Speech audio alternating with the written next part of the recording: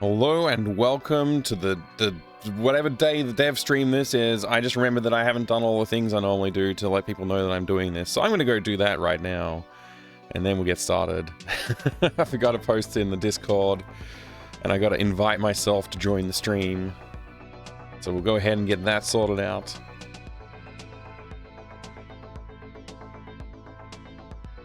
This is the 34th development stream for the year.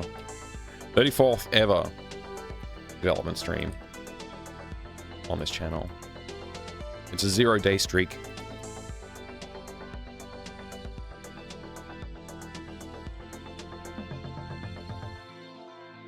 Just gonna invite myself to the stream. Let people know that I'm here.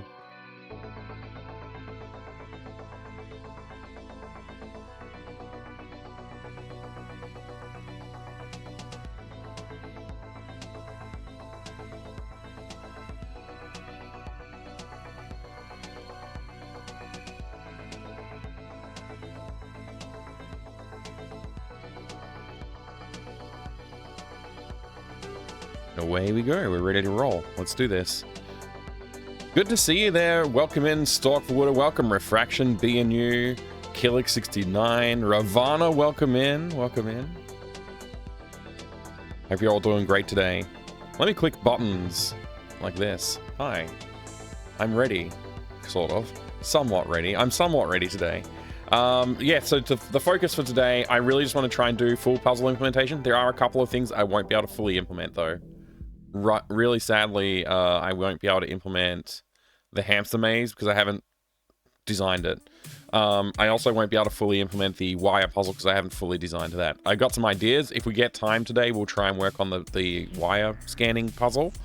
But yeah, there's a few assets that we have to create, and I'm gonna maybe I'll create them throughout today, or maybe I'll just put a placeholder like, hey, you know, sort of ideas like, you know, you click on something, and it's like, congratulations, you solved the maze puzzle, or something like that, right? And there's there's a few assets that I should have included in the sketches, just representative squares or something like that, which I didn't include. So we may need to go in and update those a little bit too. Hey, it's Tony. Good to see you, Tony. You have to work? You're already in bed? You got an early start in the morning? Well, hope you have a good sleep. Don't let me keep you up. Yeah, catch the VOD later on. This game is going to be epic. I hope it is going to be epic, yeah. Have a good sleep, Tony. Thanks for dropping by and saying hello. I appreciate it.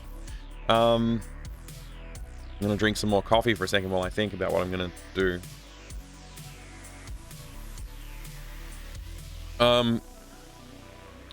Yeah, so there's quite a few outstanding things I haven't really, I put them they're in the plan for the design, but the design and the creative, the creative side of drawing stuff and the creative side of designing stuff don't always link together, right? And while I was drawing backgrounds, just sketching them up, I've already done that. So I think when we last left off, I didn't have all my backgrounds done. They're now basically all done, with a couple of minor exceptions. But all the rooms exist is the main thing. Every single room exists. There's only 3 rooms in this one, which is less rooms than the first game. Crazy. But there's more stuff to do, interestingly. We've condensed the amount of stuff. So hopefully we'll be able to spend the same amount of time working on backgrounds, but create higher quality backgrounds, that's my goal for this one. Is one of my goals for improvement on the game is better quality backgrounds. Okay. My thoughts, they're not very good. Hey, Human. Welcome in. Thank you for the lurk. Much appreciated. I very much like that emote, too. What a cute emote. Words failing me. I don't know why. We should just let's just look at the document. Let's look at the document. We'll start the stream like we always do, looking at the document. We'll scroll through. Wait, I pressed the wrong button. There we go. All right. 150% zoom, please. All right, so we're going to skip past the first game, the second game. We're on to the third game. Third game we've worked on this year. Okay, here we are. Game 3. All right, this is our, I guess this is our, okay, here's the goals for improvement. Okay, so one of the things I said I want to do is actually use no inventory art, because I shipped the last game with prototype art for inventory items, because I was like, it's good enough. And honestly, like, it was probably, it's okay enough. It's not good enough, it's okay enough, honestly. But I shipped it with that, because I was like, whatever, you know? And I wanted to get the game done and out, and I knew it would take me like another stream or two to finish all the assets, and I was like, let's just ship the game. It's been 2 weeks, and I wanted to get it done, move on to the next thing, which we did. And now we're back onto this type of same style of game for the third one, and I'm looking at this going, well, yeah, I need placeholder images with just words as placeholders. So I did a little bit of a hack. I literally just edited the tank game, and I threw this little function in, render image text. It takes a text and a file name, and it generates an image 66 pixels by 66 pixels, slaps a white background on it, and then it's actually off-white, but anyway. And then it just draws the text onto it in like the top left corner in black text, and then resizes the image down to 22 pixels, which is the inventory image size that we have in our game. And then I just export the image to a folder, and so I just like, I went into our asset requirements item list here, and I just put that in there, and I formatted it so that it was like, you know, new lines for spaces in the text, and then the file name I just left as like the original text. So then that I just ran that to dump all of the images into a folder, and then I just grabbed them and threw them in here. Now you can't actually read them, really. Like, that says baguette. You can't tell that it says baguette, but that's what it says, right? Like golf club, you can almost tell it says golf club. If you like squint, it kind of says golf club. But it's, the main thing is like they're unique images that I can use, and they should be enough information in them like to tell what they're supposed to be, hopefully. And that's it. That way, if I just use these assets through the puzzle design phase, then when we get to art and polish, I'll just be able to go through and actually like replace these with actual images. So that's a good way to, I think that's going to be a good way to solve that issue of like shipping prototype assets instead of like quality ones. Hey, Duck Admirer, good to see you. A great emote combination. The Fracker Man and the Arnie Arm extend. All right, so yeah, that's our inventory art all complete for the prototype. I can close this, by the way. Don't need this anymore. I can also close this. All right, yeah, this is the document. I was like, where's the document gone? It's in the tab. All right, so that's done. I think we're good. I think we're good here. We will improve the art later, obviously. Improve background art, asset pipeline, and polish. I think pipeline isn't going to change, honestly. But the thing that I want to do there is maybe 256 palette. How do you spell palette? It's 1 L or 2. I don't know. 256 palette. 256 color. 256 color palette. With all assets in scene. Key, character, colors reserved somehow. So we focus on like keeping the character art colors exact, and then bringing like, so maybe we'll like work out how many colors are in the character art and chop those out of it, and then so like we'll have 256 minus whatever that number is, 8. Some number, there'll be some number of colors, I don't know, and then generate the whole palette with that limited palette, then extend the palette size and bring all of our character art colors into the palette explicitly. That might be a way to do it, or I don't know, we'll see. I'll think about it. I'll think about that. But yeah, I want to experiment with different methods of getting all the assets crunched down to a single 256 color palette, to like more authentically represent what a game from the 90s might have looked like. Anyway, focus on puzzle mechanics first. Use bad dialogue. Yeah, that's the other thing. We're not using dialogue at the moment. Atmospheric music and sounds. I do want to do this, but I haven't really thought about how I'm going to do it. I'm not musical very much, so maybe I'll learn music and just like put some really basic tunes, like really ambient stuff that I can kind of get away with, like not knowing how to do music good. Hopefully there's a way we can do that. Now I see these are two completely different mics. Yeah. Hi, I'm Fractal Mind Dev, and I'm here with Fractal Mind Mike. Hello, I'm Fractal Mind Mike. Casually learns music. Yeah, just casually.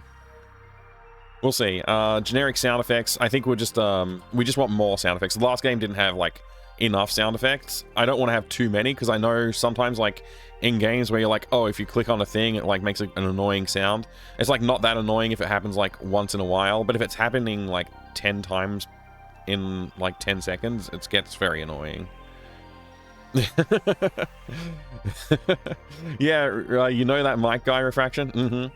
He's pretty cool. If you need pointers, I'm a musician, classically trained, and played in a rock band for years. I would love some help, Holtzy. I would love some help. I am actually, like, completely bereft of musical talent. I've tried learning music a few times, and it's never stuck.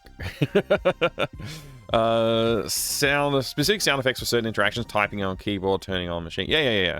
So, like, this is just me saying we'll do sound effects again, except I'm gonna have more sound effects. Last game, I just did enough sound effects that I was like, that's fine.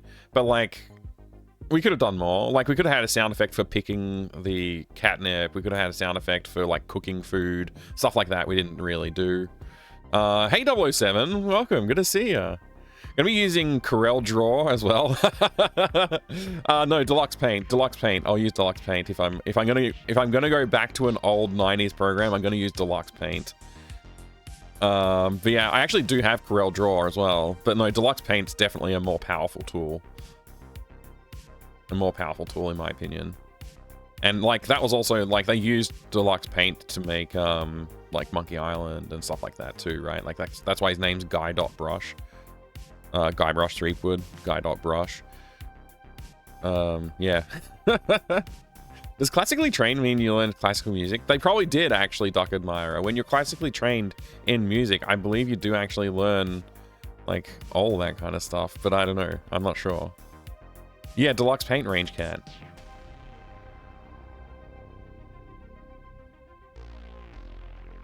I think it's without the E. I think it doesn't have the E. No, go away. Get out. No. EA. Drawing software. There you go, Deluxe. Oh, it does have an E. It does have an E. It does. I was wrong. There is actually, like...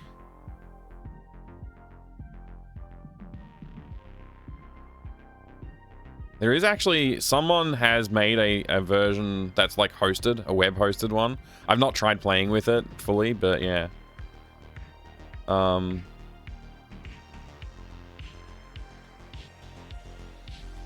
you go, this one might work. There you go. It's like I don't think this will work with the pen tool, but it might work with the pen tool. Wouldn't that be cool if I could use the pen tool to draw? Is it working? It's not even... It's fake. It's like, it's not working.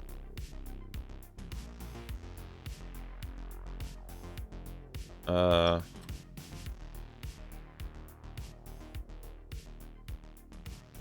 it's because I'm zoomed out. Okay. Yeah, it's because I was zoomed in. I needed to... Yeah, okay. So, like, it's got the pen... Like, so, you know, it's Deluxe Animator. It's great. Gradients, man. You can draw with gradients. You can fill with gradients too. Look at that. Oh, yeah. Look at that. Classic art. Absolutely classic art. We can select a different gradient range as well. We can just be like, you know what? I want it to be like this one right here. I forget how to do it. I think you click gradient.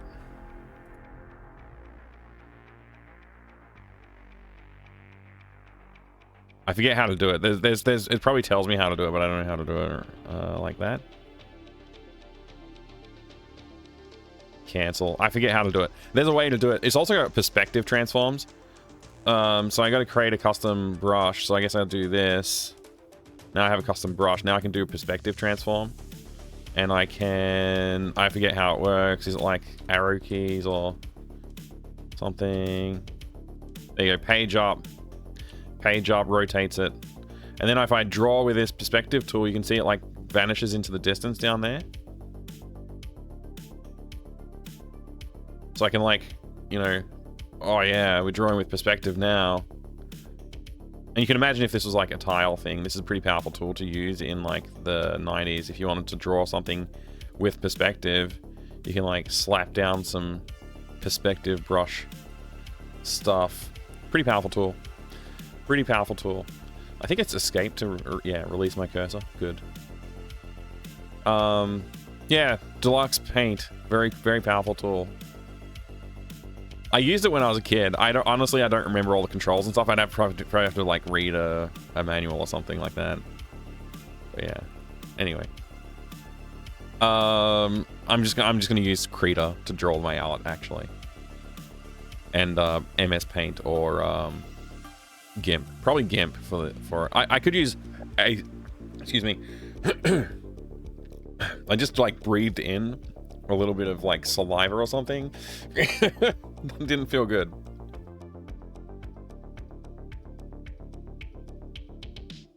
Hey Noru, good to see you.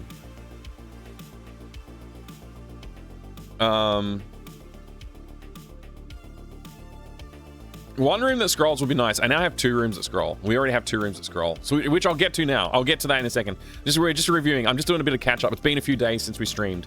It's been a few days since we did the game dev streaming, so I got to catch up myself. So for day 3, we're on day 4 right now. For day 3, we did everything except for okay. So basically, we just investigated the possibility of AGS X-ray, which we got a good effect for the X-ray effect. I'm happy with it. And we also created a list of the inventory items in the spreadsheet. We didn't do this, but I've done that now. So I guess I'll cheekily put it on day 4, and we'll pretend like I've done a bunch of work already today, even though I only just started streaming. And we can also. We've basically done this. There's a couple that I didn't do, but we'll check that one too. There we go. Start implementing puzzles in game. That's what the plan is for today. Oh, this says number 1 priority: create assets for each room. Done. Priority 2: create inventory placeholder images. Done. Start implementing overall puzzles. Yes, that's the goal. The goal for today is literally just the puzzles. I just realized I can just delete these 2. I didn't realize I had. Normally I copy and paste, but I guess I like reiterated it slightly differently this time around. There will probably be some more stuff, probably more assets or updates to BGs. And then day 5, we're going to just draw the rest of the owl, apparently. I think that'll change. We're not going to just finish the game on day 5. That would be crazy. All right. Okay. Let's get going. We'll load up AGS. I'm just working on AGS. For those of you who are new here, I'm using AGS, Adventure Game Studio, to create this game. It's a point-and-click adventure game. And I will switch to this view. No, this view. Yeah. All right, so let me know if you can't read something on the screen. I'm happy to try and change the view a little bit there. Fairly new to the stream. Just seen you briefly. Must have tickled my interest. Ah, thank you. 007. I'm really happy to have you here. How can one be as creative and as organized at the same time? That's the question. I don't know. I just pretend to be organized. I'm actually not. I'm fully ADHD all the time. And I'm unmedicated. I should probably do something about that someday. I should probably do something. All right, so I created all the rooms. We'll just run the thing. We'll like take a look at it together. We'll see where we're at. So we got our dev build. So like there's one issue that you might have just noticed. The screen loaded with the room to the left, and then when like it finishes fading in, it just like teleports to the right where the character is. This is the placeholder character. This is the character from the previous game. We're going to create a new character for this game. I'm thinking this character for this game is going to have Bernard's walk cycle. This character has Hoagie's walk cycle from Day of the Tentacle, so I'm going to copy Bernard's walk cycle for this character. when we do it, but we're not there yet, so we'll worry about that later. So we have like, you know, the computer terminal, and there's supposed to be some other stuff here. Like there's supposed to be a trapped hamster, either in this room or in the next room over. There's supposed to be a hamster maze somewhere. I was thinking this room would be good for the hamster maze because this room's fairly empty. So, you know, and there's going to be some foreground elements as well, just to give the room a little bit more, you know, a little bit more life, a little bit more like lived in basement area. So we've got our locked vault door, and we have our wall. So the wall is the X-ray puzzle. You're gonna have to tune, so you won't be able to see all the wires. You'll only be able to see like one wire at a time, kind of thing. And you're gonna tune your metal detector, which is what's letting you see through the wall. You're gonna tune that to the frequency of the wire that you want to detect, but you won't know what that is until you've read the book. So, you know, you might trace like these, you'll trace the wire that you're looking for, and eventually you'll find like a junction on the wire, and you're going to connect your computer to that junction by cutting it. But first you have to cut a hole in the wall, because obviously the wall's solid, so you can't see through the wall. So yeah, we're going to do that. So that's pretty good. That's a pretty good thing. I also replaced the cursor with like one that's a bit more reminiscent of Day of the Tentacles cursor. It's a bit different, but it's quite similar. I like it better than the arrow. So I also created the Bio Research Lab background art, and it also scrolls. So in the Bio Research Lab, this is going to be like a potato field. So I'm going to have some potato sprouts. And we've got the aquaponics set up over here, which we'll probably do some funny or interesting comments on. We've got a plant named Chuck. I'll probably change the name from Chuck to something else, maybe Charles. Charles. I can't say the word Charles because I'm Australian. It's just Charles. It doesn't sound right.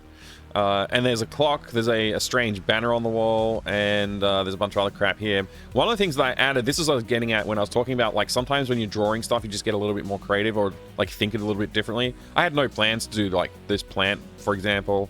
I had no plans to do a safe, but now that we've got a safe, it's like, hey, that should be part of a puzzle. We didn't design any puzzles with a safe in it, though, so maybe it won't be, but, like, you know, it's a bit of a... Like, it's a bit of a Chekhov's gun that doesn't go off if you don't open the safe at some point, right? So...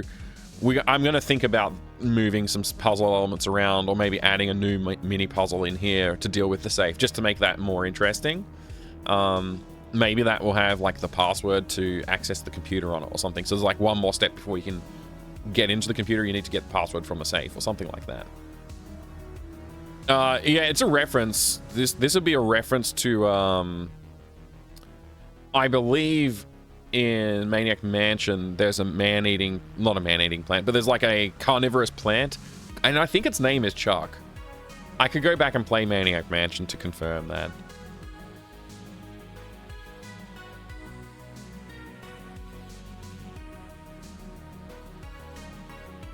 Her walk is funny. I mimicked that in real life. Oh, good, good. Yeah, her walk cycle is based on Hoagie's walk cycle from Day of the Tentacle. So, yeah, I guess I owe the walk cycle to LucasArts animators. Yeah, so there's a few other elements in here, though, that, like, they're interesting to look at. The other thing I was thinking about is, like, how do you make the... if we've got the metal detector and we're in here looking for zinc and copper, how do I make that interesting? Like, because, like, I could just have you grab the metal detector out of your inventory, right? And then, like, just click on the ground, and it would just, like, as you move around, it, like, beeps more, and then, like, when it's beeping enough, you, like, select the shovel and click use on the shovel, and it digs up, like, the zinc deposit. And then you tune your frequency of your detector to copper, and you do the same thing and find the copper deposit. But what if we did like a Minesweeper minigame here instead? So when you use the metal detector with the shovel in your inventory, or use one of them on your character or something like that, it goes into a minigame of Minesweeper, and you have to not dig up the potatoes, but dig up you do have to dig up like the metal, right? So, like, then, like, it adds a little bit of, like, challenge to it. And if you happen to dig up a potato, it doesn't kill you. It just, like, you know, you got, I don't know, something happens. Like, you're just like, oh, no, I dug up some potato. You know, something like that. I don't know. I don't want it to be a lose condition. I just want it to be like, you know, your goal is to not dig up the potato.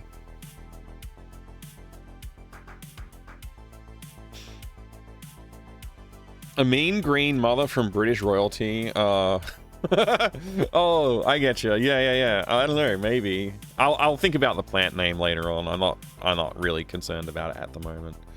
But yeah, okay. So we got this background, and then the other background which we needed for the rooms. So we've looked at the wall. We've looked at the this room, the vault room, and we looked at the potato room, and then this is the other room that we needed. So this one, I need to have like a pipe element in here, which I didn't really include yet. Yeah, but we need a leaky pipe. And we're going to attach a rope to the leaky pipe and put a bucket underneath it. And when you pull the rope, the pipe leaks more while you're pulling the rope, and that'll fill the bucket. So if you put the bucket under the leak, it won't fill quickly enough. And then, yeah, so, and there also needs to be a shelf that's like too tall to reach the wire spool, which obviously this shelf is not that tall. So we need a much taller shelf in the background somewhere. Maybe I'll replace these boxes or something with the wire spool shelf. But yeah, so we got like the pipe in the foreground, and then there'll be another pipe that sort of like goes along here probably and sort of like connects up with that junction there. So just come across here, and you have to like throw the rope over it. And stuff like that. So there's going to be a lot of animation required for that as well. So I have to like really think about, like, I have to be conscious of like animation time. But that's the puzzle design that I came up with, and I like it. I think it's silly. You're like latching the rope onto the pipe and then pulling it down to make it leak even more so you can fill the bucket. Yeah. If your replacement isn't exactly new, soil temperature needs to be correct to grow. Soil testing for new plant to replace soil nitrogen and nutrients. What? Oh. I mean, yeah, I don't know. Warcraft did hot and colder. Oh, hot and cold. So that's a thing I could do as well. And we could do like I said, like the machine beeps more as you walk around the room. And then it's like we don't need to make a minigame of like Minesweeper. And I guess the Minesweeper minigame is like less justified because there's no lose conditions. Like, oh no, I dug up a potato. Like, what does that mean? Like, do you have to put all the metal back and try again? That doesn't make sense. Yeah, so I don't know. Probably I'll just do the walking around thing. So that's all of the rooms except for the computer. So the computer terminal has a puzzle in it right now. It's just a basic puzzle for like, you know, you have to make all of them this tile. This one. And there's many ways that you can actually achieve that. But, you know, there's many ways you can achieve it. So, like, this is the inverse of what we needed. And that's what we actually needed. So, that was, like, a longer way of solving it. There's actually a few ways to solve that puzzle, because it's a very simple puzzle.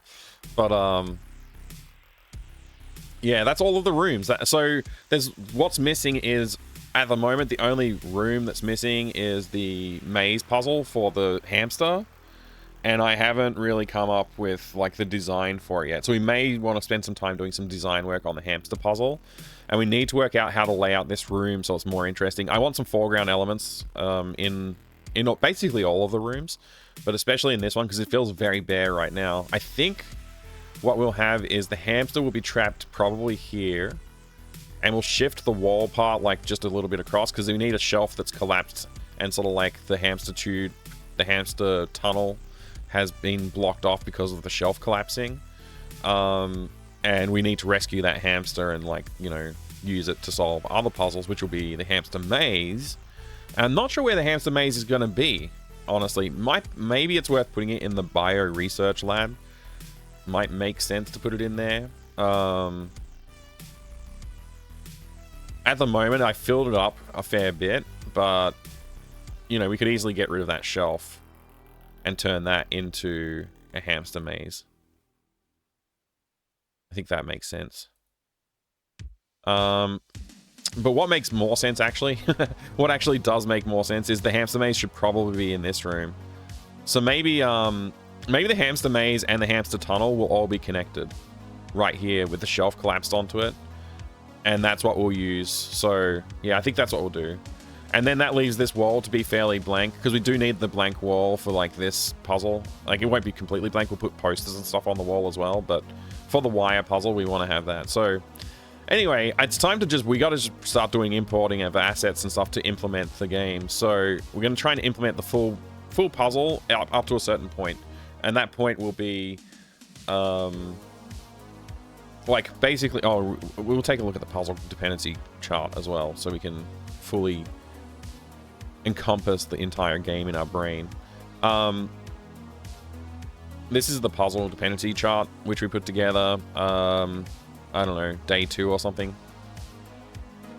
Actually, no, it was like it spanned across a couple of days. This one's a bit more complex than the first puzzle dependency chart. You can tell because this is the first one, and this is the second one. It's like way more complex, and it has mini games and stuff. Oh right, you know what? I forgot about this. We actually do need to do another piece of art. Actually, it's not a room though. It's just a piece of art. So this one, and we also need another piece of art for the book. So yeah, we need the book and the lemon battery plans. But yeah, so the full game, basically you get trapped in the vault because of a mishap due to the hamster doing something. Which we'll come up with that later. Doesn't really matter what happens. The hamster has to trigger the event because that's funny. We've got to make a metal detector. We've got, oh yeah, there's actually a lot to it. There's actually a lot to it. We're going to work our way through this. What I did though is I went through this and like we listed all of the different inventory items here.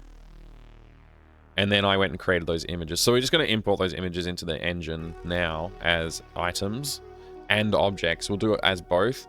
Even if we don't need them as an object in the world, we're still going to create the asset in the engine that way. So that, you know, we'll just do it all at once, and then it'll be basically, it's just done. We don't have to worry about it anymore. And then we can start implementing puzzle logic. So yeah, I guess we'll just get started with that.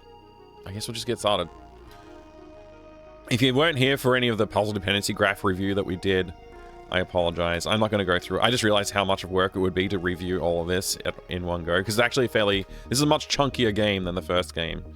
So let's just go ahead and start doing the inventory items into assets. So I have to delete all of the existing items as well. The delete button doesn't work because this engine sucks.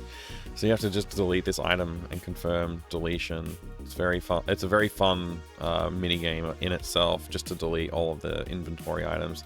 The reason that we have all these here is because I just took the original game and just brought everything over and sort of like I cleaned it up, but I didn't fully clean it up. So I'm just, you know, I gotta take responsibility and clean up this crap now.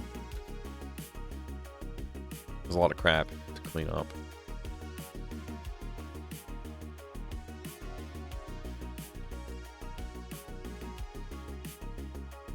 New inventory item. So we're going to just go ahead and do that.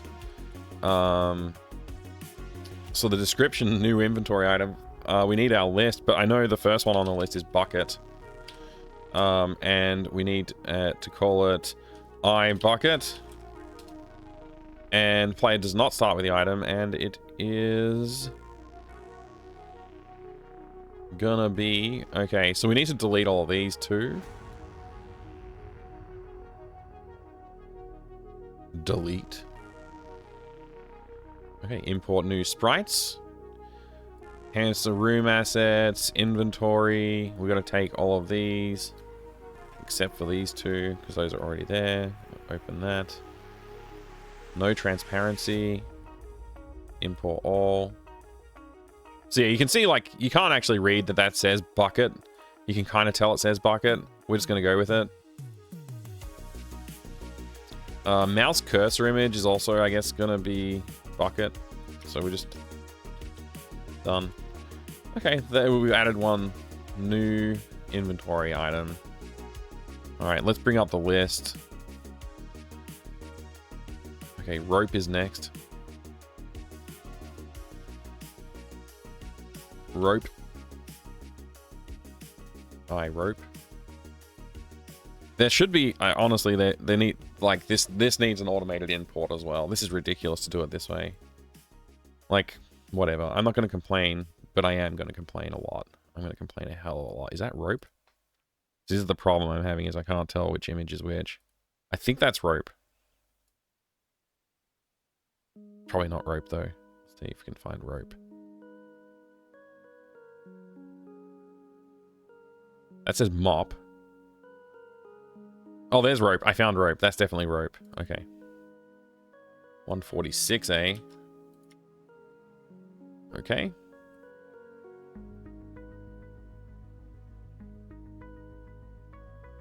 I should have made the font size like slightly larger.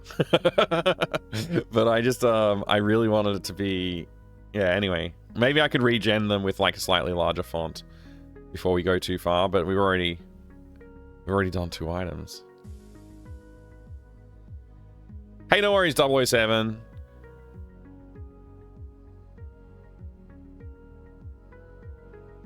You're sitting in your car? Oh my gosh, yeah, have a good one, 007. Take care. We'll see you around. Sol and Slaw, good to see you.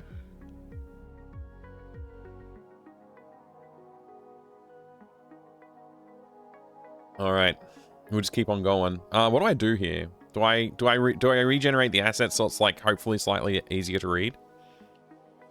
Maybe I do that. Let's change the font size. I made a 15. Let's go for 20 and regen. I literally just run this and it like hopefully outputs all the images that we need. It says saved successfully. It says it saved successfully. Let's see now. Let's see if that's like easier. Oh, that is easier to read. Golf club. I can see that. That says golf club. That's much easier to read. Maybe I should have done this initially. So the problem is like the words don't fit now. Like hamster hatch key doesn't really fit. But hopefully they're unique enough that I can tell the difference. Like hamster is a bit, you know, a bit too large to fit now. And okay. Incorrect sensor module, lemon battery. Like, I think this is... It's fine. They're placeholder assets. This is a lot easier to read, so I can actually tell the difference between them. Rake and rope. You can actually read them now, so that's good. Yeah, it's readable. Alright, yeah, we'll go with this. We'll go with this. I'll replace my assets again. Alright. Control X of those. We're going to go into room assets, inventory, Control V, replace all the files. Wait, what? Did it just get smaller? I don't know what just happened. But yeah, that says broom. Like, they're not super readable, but that's much more readable, and that's the important thing, I think. Alright, we got to go re-import all of our images again. Let's just go ahead and delete all these.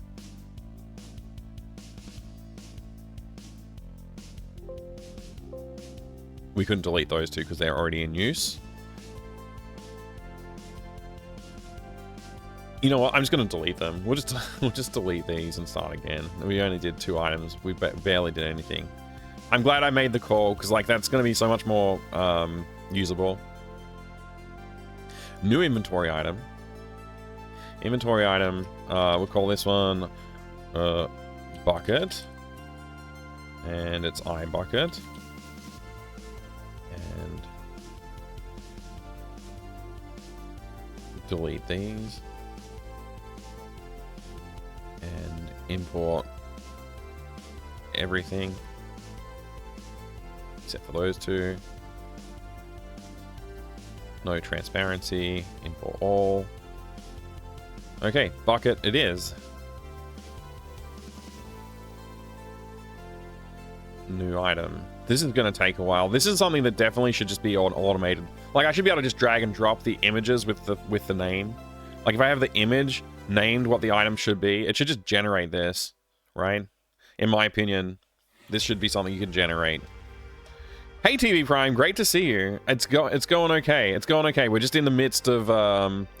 we're just trying to get all the assets in the game, like all the items, inventory items into the game now. So, you know, we're just working our way down the list, adding each one.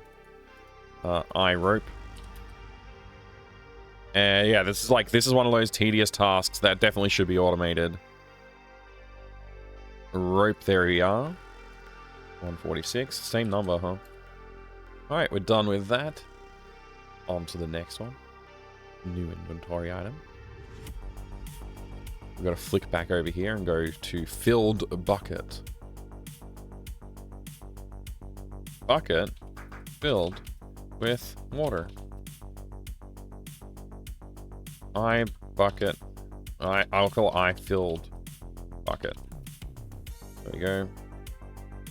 Image.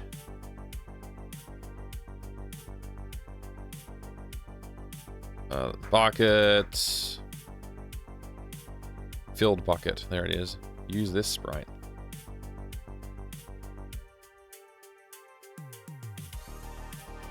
Next. I know this is the most entertaining thing you've ever seen. I know it. I know it and you know it. Wire spool.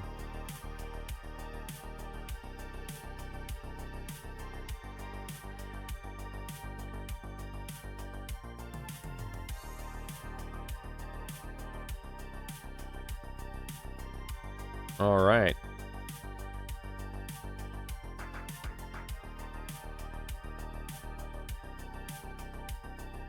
I should try and remember like the next 3 things that I want to do. Actually, I'm going to close this now because I don't.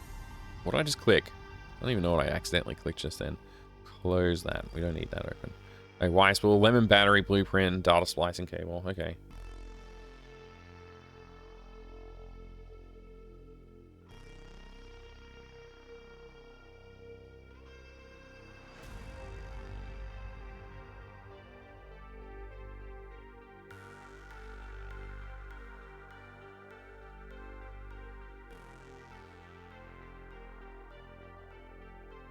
That might be it, I think. 32. New item.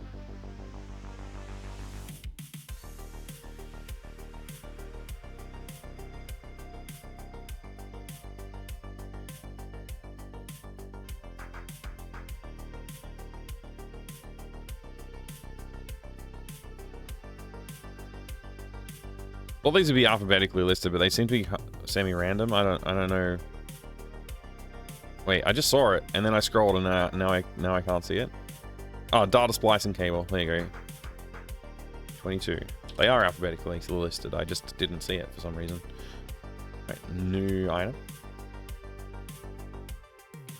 Beats editing videos? Does it really? I mean, I think editing videos is a little bit less tedious, potentially. I didn't look at the list, so I don't know what the next items are. Metal detector sensor manual. Oh my gosh. And sensor module. Okay. Eye metal detector manual.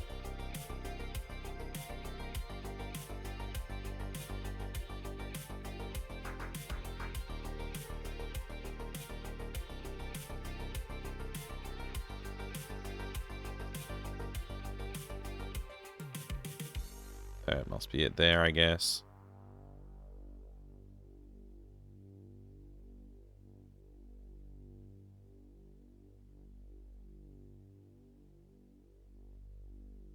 We need to come up with names for the sensor module too at some point.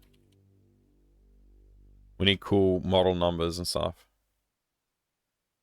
Like the SC55 Mark II, you know what I mean?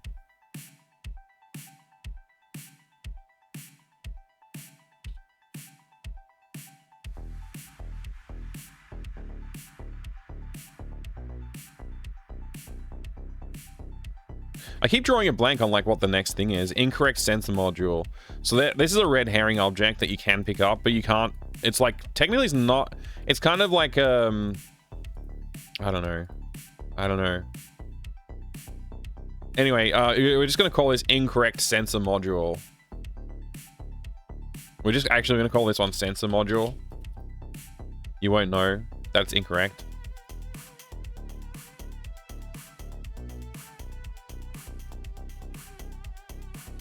We'll know because we have the image, but they won't know.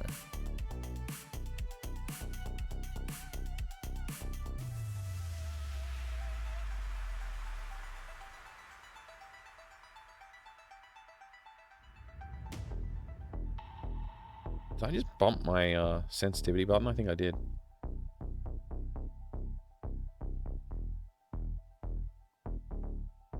Detector coils and drill battery. Okay.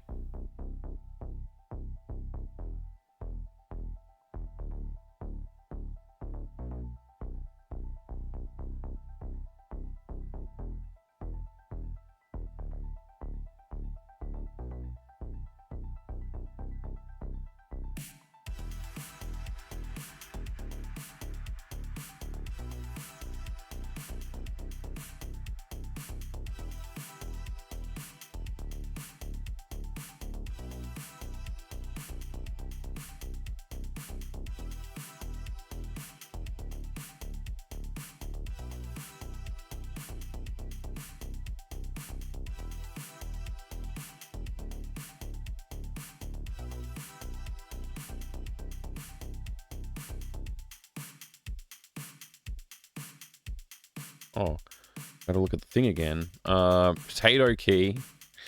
I love it. I love it's called potato key. It's actually going to be called the biolab key. We need zinc and copper as well.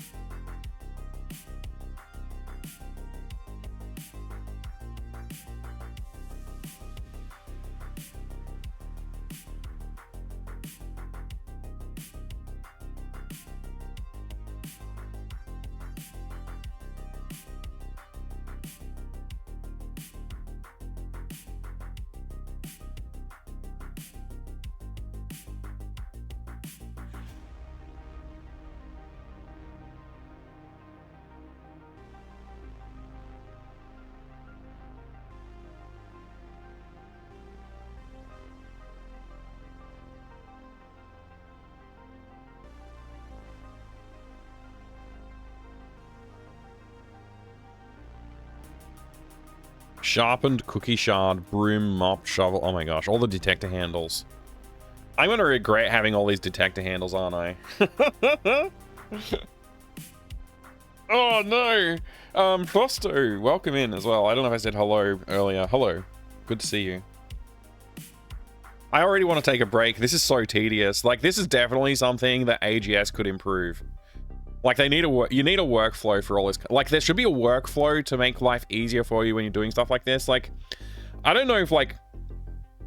I don't know. I mean, it's open source. Maybe I could improve it. I don't really want to. If I'm going to work on it, on engine tech or tools, probably just do it for myself. Like, just make my own engine. Because that way I feel like I have more control anyway. And like figuring out how to implement things like the X-ray feature, that took ages. It would have taken me like 5 minutes to do it on my own. Like, if I had my own tech, I was like, oh, I want to do this, I'll do exactly that, and it would just work. I guess the advantage I get from AGS is that it's tried and tested and it works on multiple platforms. And that's like a huge advantage. Like, the multi-platform factor of it is pretty big advantage. I could build something that's multi-platform. And I could do basically everything that it does. It'd just be tuned to what the features I need. So I wouldn't do everything that it does, you know? Like, I cut out a lot of what it does. I probably wouldn't even bother with a scripting language, honestly. Like, I would just program it. I just program it in C, because, like, I'm the only person who needs to work on it, right? I don't need to provide, like, a scripting interface as such. Anyway, I'm not going to talk about it in detail. I'm just, you know, there are definitely some sharp edges to using tools like this that need to be, like, honestly, I'm surprised that, like, I'm still honestly surprised that hot loading is not a thing. It should have a hot loading of assets while you're in dev, and when you go to build, then it packs it into the resource packages that it uses. Like, it shouldn't be doing, like, hot loading of assets, at least at the editor level, even if it's not while the game's running, but, like, you know, okay, the game's running and it's got whatever assets they are, then you close the game. If you change an asset, you shouldn't have to re-import it. It should just be linked to that file. And when you build, then it compresses that all down into the asset for the game. I'd be okay with that. But the fact that I have to like go and say like, oh, I want to like change the background art, I've got to go do the art change, then I got to export it, and then I got to come in here and I got to say like, okay, import the new version. Like I have to do that manually and it takes time, and it's just like, dude, simplify my life a little bit, please. Anyway, sorry, I will stop complaining. You know what I'm going to actually do is just move this off to the other screen here while I work on this. I'll move it over here. There we go. Yeah, that's better. Because then I can just like look at it and, you know, do things. So I think we're up to sharpened cookie shard.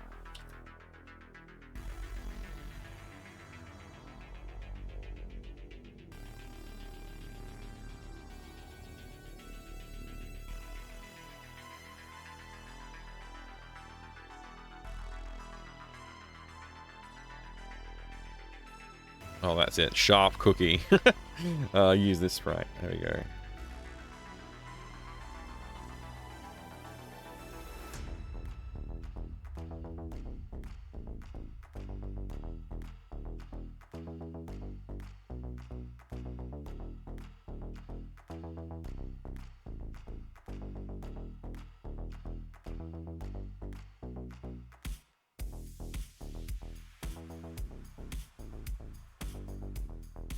Man, all these variations for handles, it's a great idea, but man,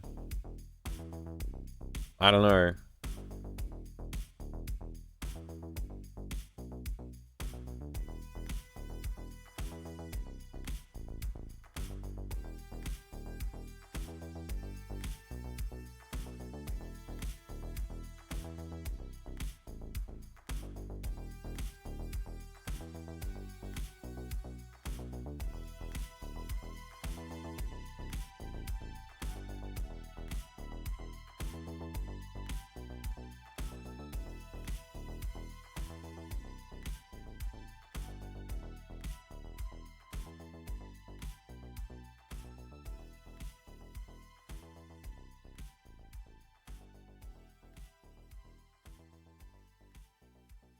I have a feeling I'm going to cut a lot of this when it comes time to like creating the assets. I'll just be like, you know what? We'll cut like 50% of the handle options for the metal detector.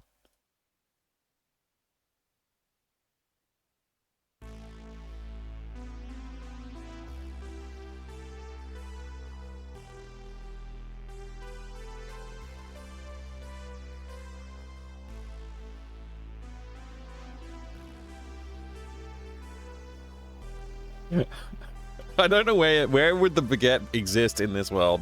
That's one thing that I like contextually, like where's the baguette come from? I don't know. Like why is there a baguette in your vault?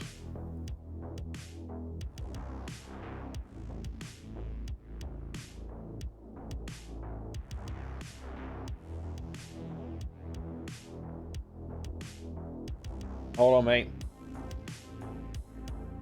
I'll come out in a second, okay?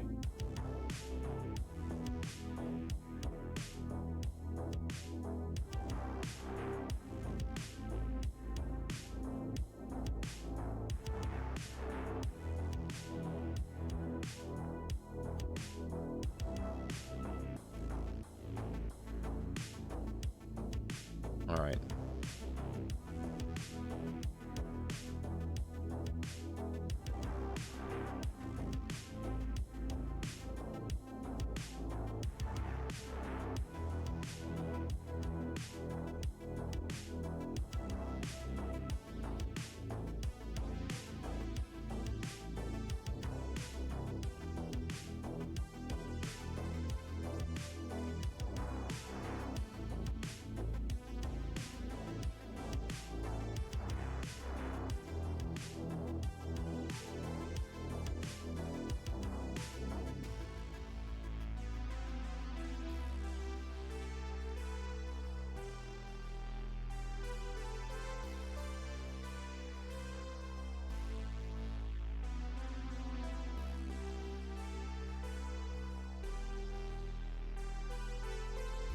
All right, all the images next.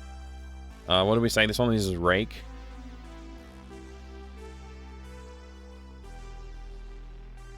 Hey BNU, why don't you like having to re-import the images every time and having to specify the strange crop settings that work in some way maybe? Back in the 360 days, I could MVP a map of Call of Duty Modern Warfare 1 or 2 with one hand. That's pretty cool on Topic Master. How would you do that? Like, what tools were you using to create maps in Modern Warfare? Curious, what improvements are you making to the game, by the way? Oh, okay, you want to see the list of improvements? I can show you the list of improvements. Oops, that's the wrong browser. Did I close? No, I moved it all over here. Okay. I'm just going to drag this one out over here for now. So I can... Alright. Improvements. Here you go, TV Prime. Goals for this game, objectives for improvement in process. I want to improve the background asset polish and pipeline processing. Basically, I just want to make the assets look nicer for the background art.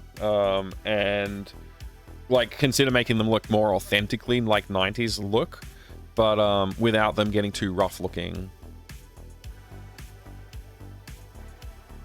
And then improving the inventory art.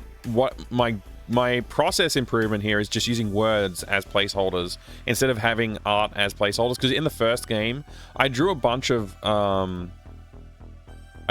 inventory items really roughly, and my intention was to go back and redo them, right? Like I literally drew every single one of these assets in MS Paint. Like that's the sandwich. You know, that's the ultimate goal of the game, is the sandwich. And I was just like, I'll just draw this crappy image and it'll be good enough. And then when I'm ready to finish the game, like I'll redraw the egg and I'll redraw the sandwich pieces and stuff like that. I didn't. I shipped with this stuff in it. All of these assets were just like, oh, you know, whatever. And then I just like kept them. I just kept them. I shouldn't have done that. I should have spent the extra time to like really focus on getting the assets to look nice for the inventory, and I didn't do that. But you know, c'est la vie, I guess. Whatever. We're moving on. We're on the hamster game now, and we're going to try and improve our processes again. So, as part of that improvement process, I'm using words for the placeholder for art instead of actually art. Because that way I won't be tempted to ship with like the word broom, right? I have to actually draw a broom. Focusing on the puzzle mechanics first, using bad or no dialogue. So that was another thing. I shipped with like without doing a full dialogue pass on the other game, and the dialogue pass was problematic. Like, because there is a lot of things that you can look at in the first game. It just gives you like the default description. It's not interesting. So what I did to improve this, one of the things I've already implemented in this version of the game, well, in this new game, if you look at something with right click, if it's unhandled event, it's going to go through the default path, I'm like literally just shouting out like, hey, this isn't okay. I need to add a description. If I leave something going through the default path for a description, I literally don't care about it. Anything else, like, it should have a description, right? Like if you look at the door, it should say, oh no, the vault door is locked, or like I have to figure out a way to unlock the vault door. Like just like some comment on that, like observation when you look at it. Oh, it looks like the vault door is really locked. You know, anything like that. And this is just like, I see nothing special about it. It's like, actually no, that's the most important thing in the game. It should have something like, that's your objective, is to open that. So it should have a description, right? So there's a lot of stuff in the first game that I like didn't have a description for. It's like, actually that's probably a meaningful thing and it should have had a description. And if you left click on it, it also says warning on handle event. I can't do anything with it, right? So like all of that stuff needs attention. I will be back in a second because my son needs some help apparently. I'm coming out in a second, mate. One sec. Music, I want to add music to the game. Generic sound effects, I want to improve the use of sound effects. I only had a few sound effects in the first game. I want everything to have, everything that's reasonable should have a sound effect. And scrolling rooms, which we've already got. We've got scrolling rooms, so, you know, that's taken care of. We just have to finish drawing the art for them. But yeah, that's the improvements for the game that I'm looking to do. All right, I'm gonna take a short break here, go make sure everything's okay with my son, and then we'll get on with things. So I'll be right back. Thank you. Yeah, it is a good list. I'm pretty happy with that list of improvements, TV Prime as well. So yeah, I'll be right back, everyone.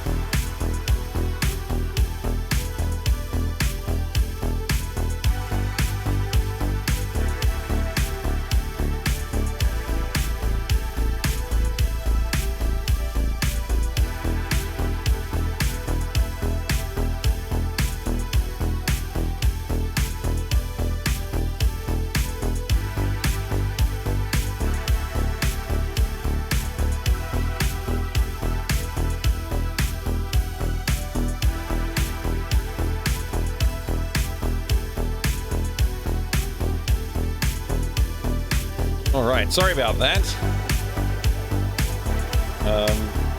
Should be okay for a bit now. Hope. Get back to it.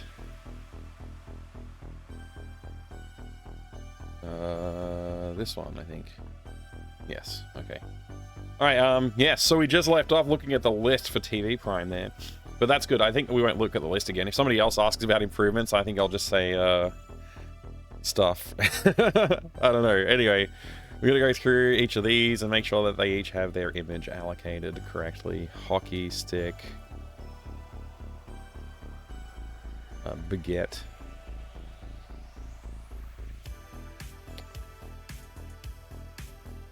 That's it. Golf club.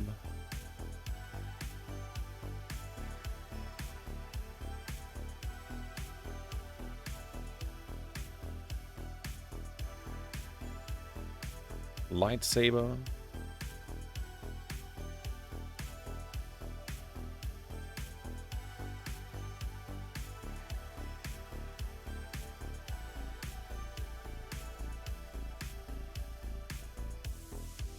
Oh wait, is replica lightsaber? I was like looking for the word lightsaber. I gotta look for the word replica. There it is.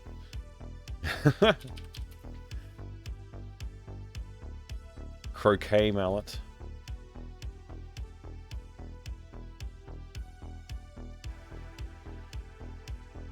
And pogo stick.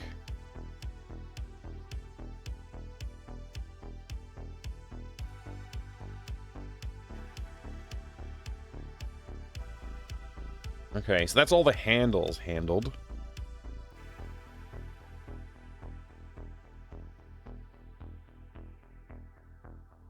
What? What?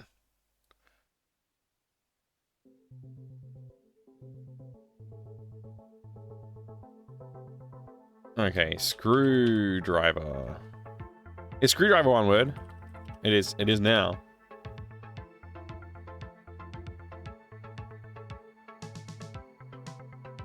Can't. There we go.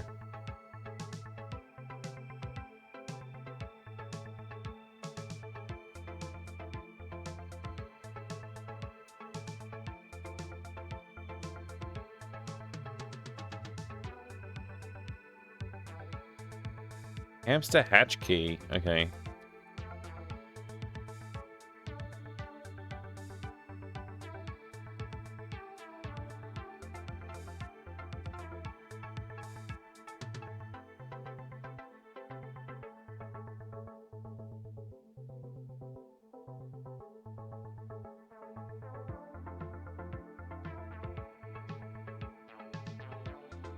Ain't thinner.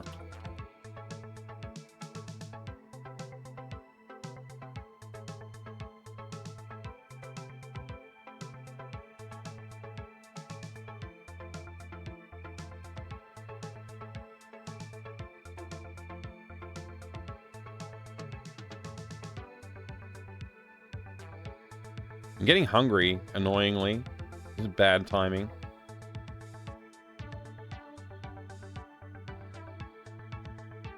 I don't really want to take a break. Just took one.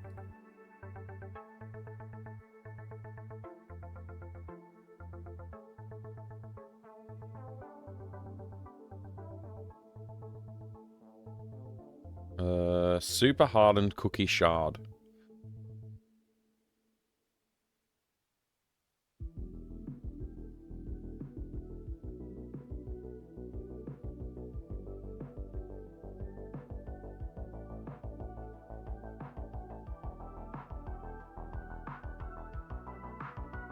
Oh, stop. Oh, come out. I'm on the stream.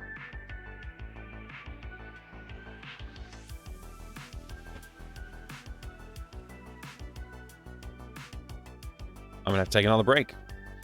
Family just got home. We have a sick pet, and my wife needed to take the pet to the vet today to get checkup because he's terminal, so we have to see if it's time or not to move on, which is sad, and it's hard for the kids. Obviously, it's hard for us.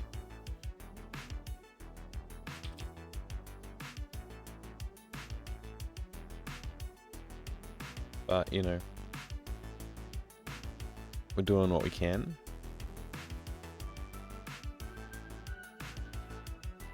Wish I had this list in alphabetical order, because I would have been able to go through this list in alphabetical order. I just realized now. But anyway, whatever. I think that's the last item. We got all the items in. Okay. There are 31 items in the game according to this list. Let me just double check and make sure that we have 31 here. Yep, we've got 31. So that covers all the items. Great.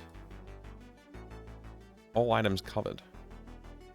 Let's go back over to here and we'll drag this tab right back in there. There we go. Okay, so detector handle, all these ones I've just put into a folder. Everything else is just basically hanging out there. I might organize them a bit better, so like, you know, if they organize them by the puzzle they belong to or something. But I'm not sure if putting it into a folder has done anything with regards to referencing the objects. Like, I don't think folders matter. They shouldn't. But you never know. Like, somebody might have made an insane decision to be like, oh, if it's in a folder, then it needs to be referenced with a dot reference or something like that. You know, dot object items dot folder dot name or something like that might be a thing. I don't think so, though. I'm pretty sure they basically just pass around references by ID. So it shouldn't be a big deal. Yeah, okay, so that's that. That's that. What else do we need to think about? I think we do need to go ahead and add... what do they call them? Objects or something like that? There's some other class of thing that you have to... Alright, it's per room you add them. It's per room you add them. So I don't have to go through the GUI, through this tool. Like I do with this. But yeah, I'll be right back. Obviously my family just got home from the vet, so I'm going to see how that's going now. So again, I'll take another break. I'm actually going to prepare some food too, I think, so... I'll eat a little bit of food while I'm gone. I'll be right back. Enjoy. Sorry about this. Like, this is not very well organized today, but I'm doing my best. I'm trying to make things happen, you know, trying to get the game done. But yeah, we'll do what we can. We'll do what we can. I'll be right back. Thanks for your patience.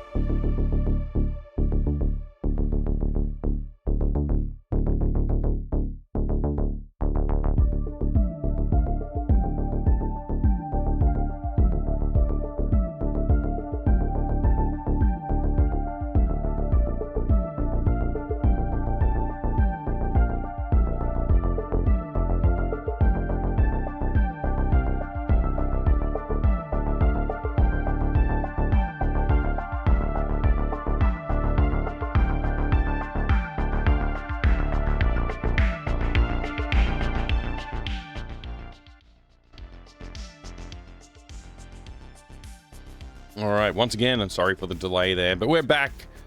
We should be fine now. Let's keep going. Sorry about that. Yeah, no more dancing time. Dancing time's over. Now it's do real work time. All right, we did all of the inventory items, so we just have to start thinking about like where we put them in the world and stuff like that. So I keep bringing up the wrong browser here. Oops. All right, so going back to the puzzle thing. So we know we get trapped in the vault. Now there's supposed to be a drill on the shelf, so we're just gonna go ahead and like find a shelf and put a drill on it. Can we just close everything? Like, why does it open up a whole damn panel every single time you click on a freaking thing? Close all, man. Come on. There we go. This is like this is editor, man. Like, come on. It's terrible. Like, okay, look, I'm overly critical, but it's painful to use. All right, so the drill probably won't be on the shelf here. We'll probably put it in the storeroom. We've got a perfectly serviceable shelf right here, so we'll just use that. So we're gonna go over to room objects, and we're gonna go right click, place new object here. We're gonna go and select the drill image. Why is it 4,000 pixels tall? I don't know. Do I care? Probably I do actually, yeah. Is there a scale? Can I scale this bad boy? Can I not scale this bad boy? Area scaling? I don't want to use area scaling though. Image, description. The description is drill.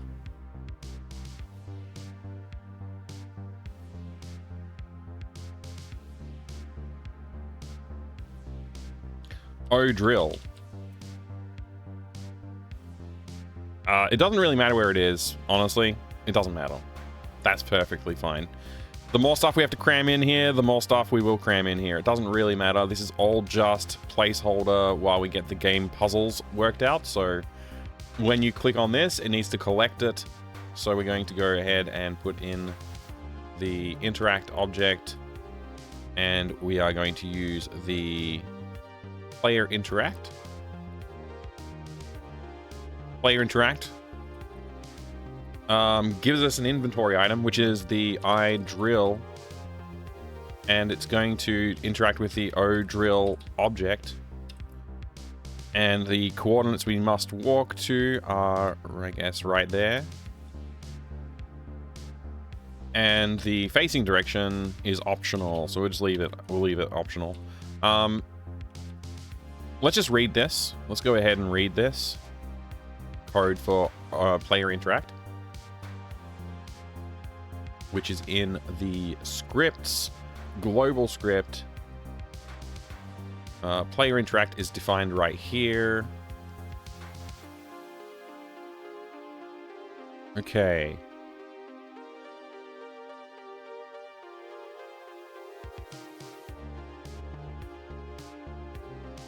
So making the object invisible is not powerful enough. Obj.clickable needs to also be set to false.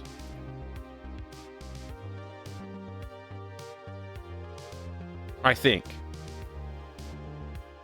that's what we need to do.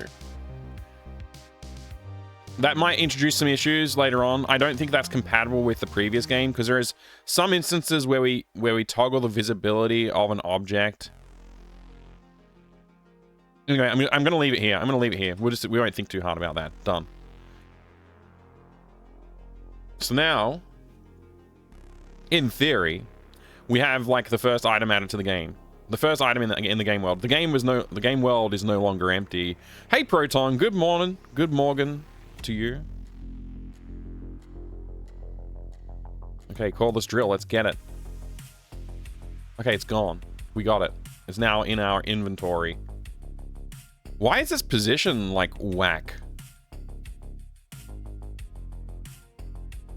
I don't remember having this issue with our inventory items previously. It's actually totally fine. It's just because, yeah, all right, I can fix that up. We can fix that up. We can work on the inventory code to make it slightly nicer. Let's do that. Inventory code, is that in global? I don't think it is. I think actually it's a GUI thing.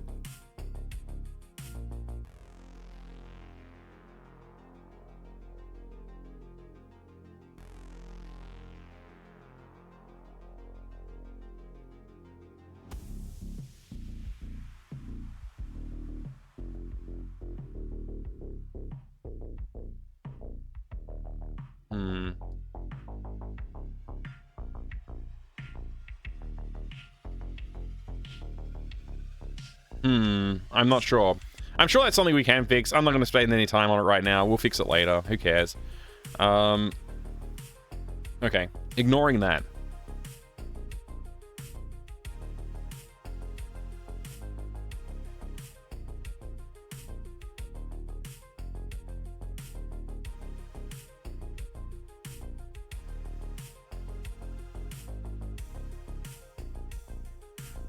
Yeah, we'll update all this stuff later on as well. I just wanted to check the GUIs. Alright, get rid of all that. Okay. First inventory item added to the game. Great. Nexus modding community will fix it for you. You know what I will do is, like, I would just open up the project. I would just, because it's open source now, I would just get the project and just fix it, except I don't want to, you know? I really don't want to. I don't want to do it. I don't want to. And I shouldn't have to.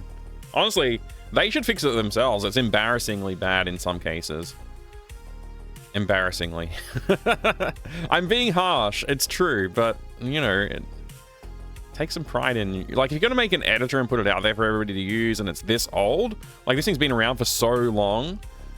Like, there should be some pride taken in, like, making it, like, a better tool. Like, I can see why people are moving away from this to Unity and using, like, PowerQuest, and then being like, okay, PowerQuest is, like, way better because it's not such a pain in the ass to use. Even though PowerQuest basically just does the same thing.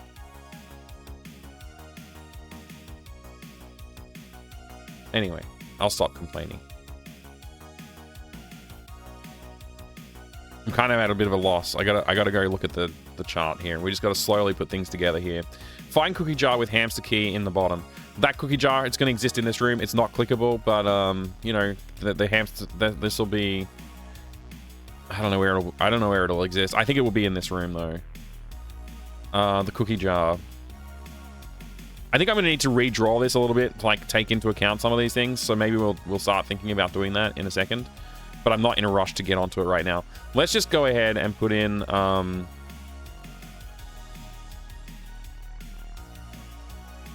the cookie jar is going to be on the bench in the other room, actually.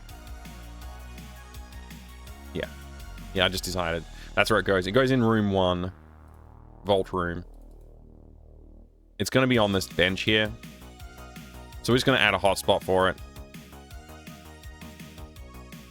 For now, whoops, hotspots, hotspot 6, drawing. This will be the cookie jar right here. We'll actually change the graphic later on, but for now it's fine. Placeholder hotspot. H, cookies. Ancient cookies. Okay, and when you click on it, what happens? I don't know. Let's not worry about that. Let's just keep moving through the thing. I'm going to start putting little... I want to put little checkmark stamps. We'll put little thumbs ups. Is that not like a checkmark? They don't have a checkmark stamp.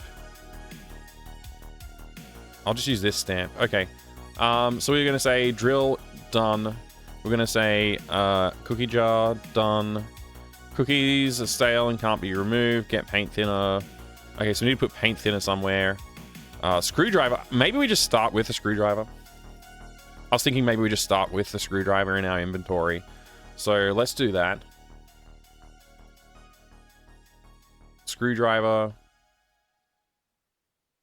Player starts with item true. I don't know what will happen here. Let's find out.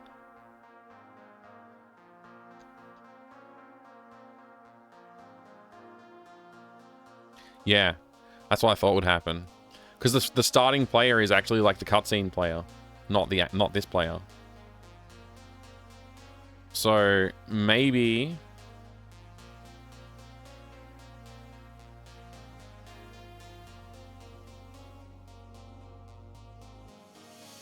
Yeah, I don't think there's a way to like. I think I have to like do it at the startup. I think I have to do it at startup. Give the screwdriver to the player. So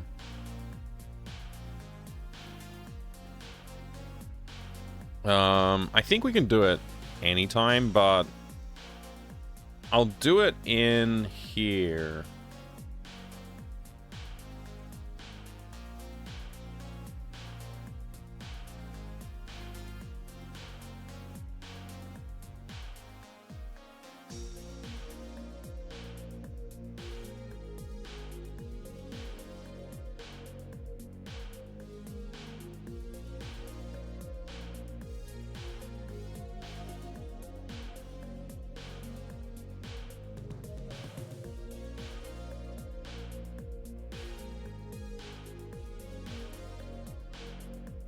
Okay.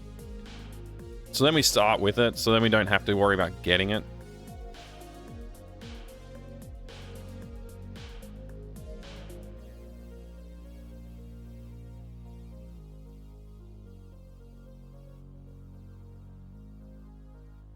Right?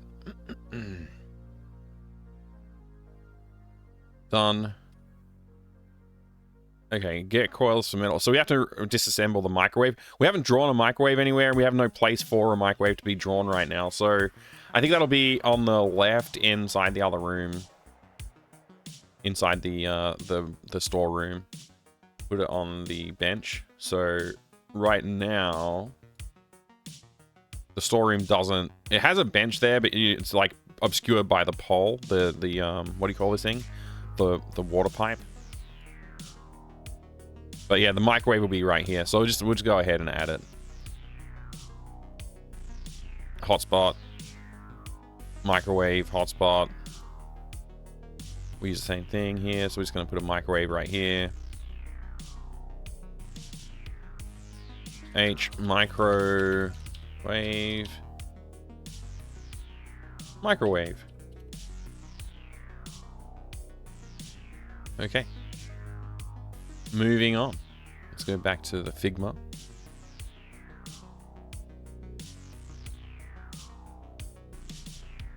Put a little thing there. Okay, get coils. Coils for metal detector. So when we disassemble it, we get the coils for the microwave. So we haven't implemented that functionality, but yeah, that's fine.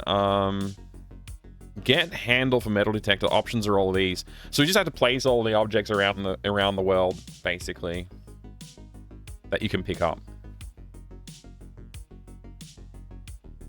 My favorite visual demo effect. It's a good question. As simple as they can be, I like tunnel effects. I think they're really cool. Like, there's obviously a variety of them, like the radial version or like just the rectangular one, but I think it looks cool, especially when they're like, you know, semi-textured or fully textured. I think they look really cool. Yeah, I like the feeling, like when they're like zooming down through the tunnel, you know, and the tunnel's like moving around. Those tunnel effects are cool. That's probably what I would say. One of the cooler effects. Might not be as technically impressive as some other effects, but I think it like looks awesome. So we gotta go place all these things around the place. I guess we'll just go ahead and do that.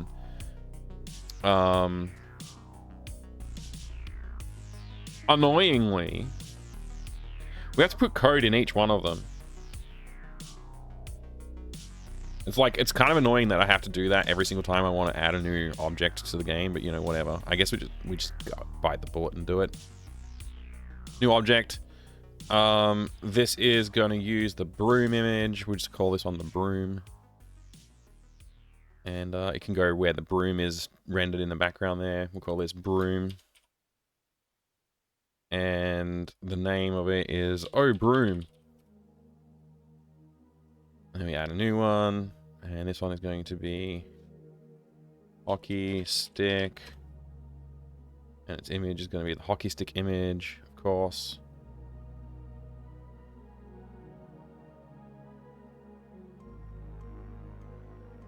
It's going to be called Oh Hockey Stick. Oh Hockey Stick.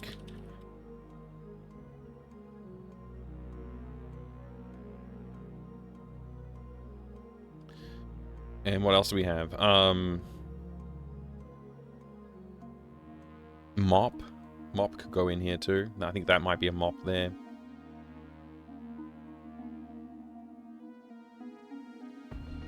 Mop.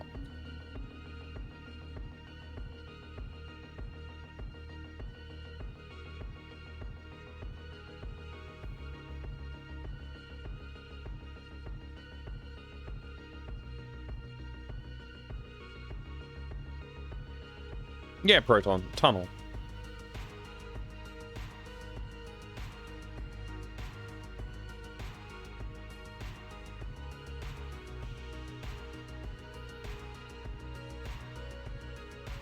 Did you see my head? I did not see your head.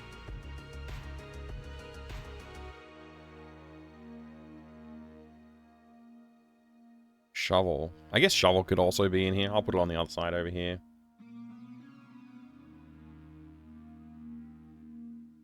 And this is just a time-consuming thing that we have to do. We just have to do it, you know. I guess I could skip some of the inventory items for now. We could just leave these ones. That could be, or we could just stop here for now for the like we'll add the other ones later on. There you go. We need to make each of these interactable in the same way. So, interact object. And we just basically do this. There'll be I shovel. Oh, this is broom. So, I broom. O broom. And the walk location. If I think that's optional. I think it's optional to do that. Oh boy, this is gonna be fun. Alright, this one. Interact object.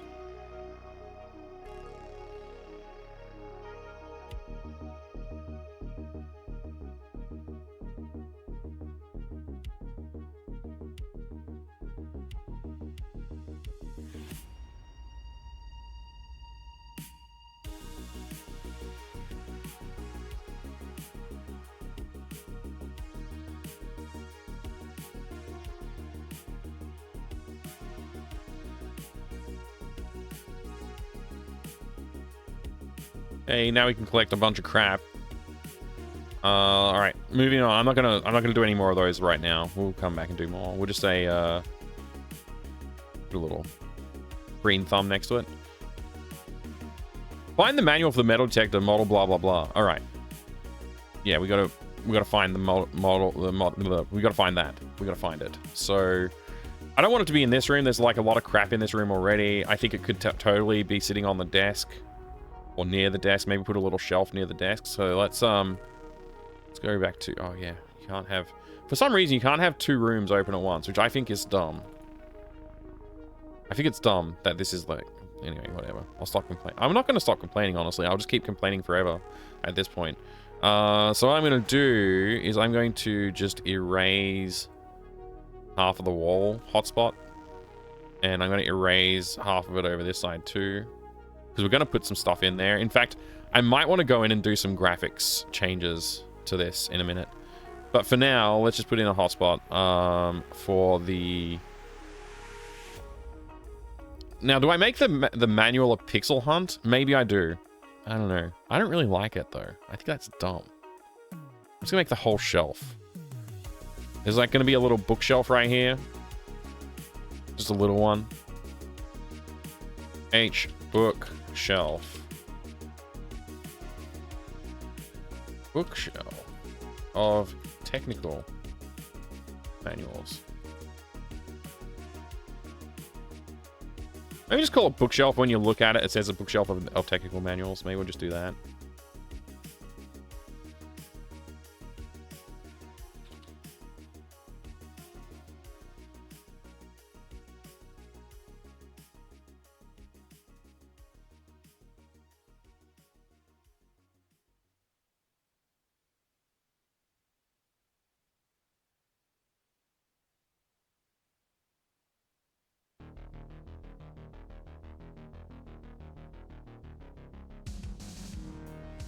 Maybe I'll just quickly go. Maybe we should just quickly do the art assets update. Because I'm like using my imagination a lot here to like solve this. I didn't want to get in do any art today. I just wanted to implement puzzles. But you know, we'll quickly sketch in some stuff. I think maybe we'll just quickly sketch in some stuff. I don't know. Actually, you know what? I'll just open up GIMP and I'll just draw it with my mouse. Like whatever. You know, we don't care that much. What head did you make? I didn't see your head that you made either. No, Proton, sorry.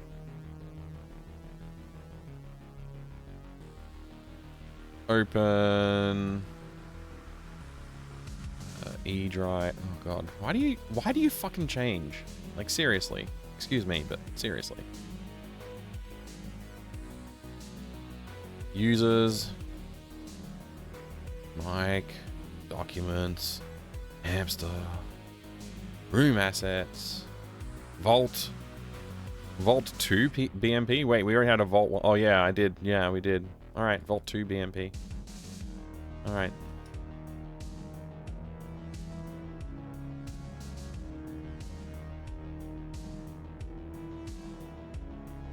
We just want to put a bookshelf right here.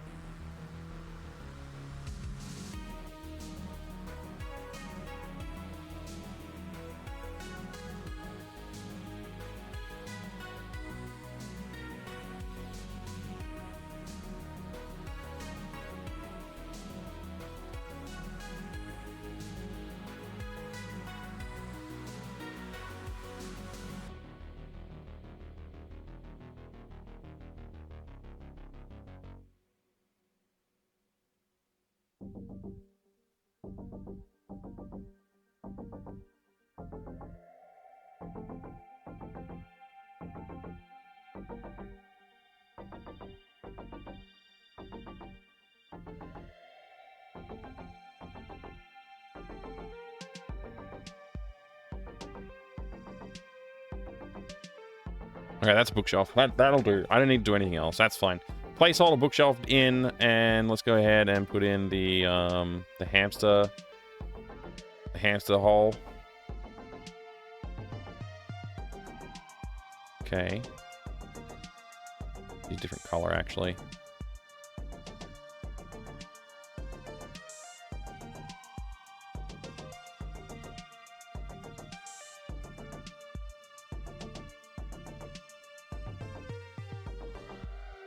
Doesn't look very good, but it doesn't matter.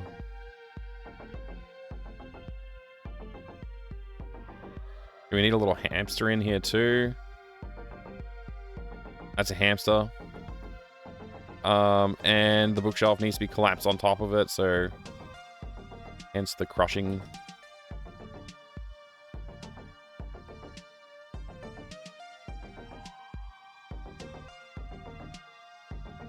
Okay.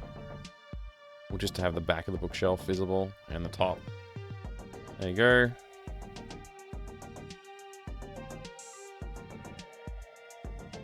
And then probably should be like the maze table is in here too. And we'll just draw some like random maze looking bits here. There you go. And then, I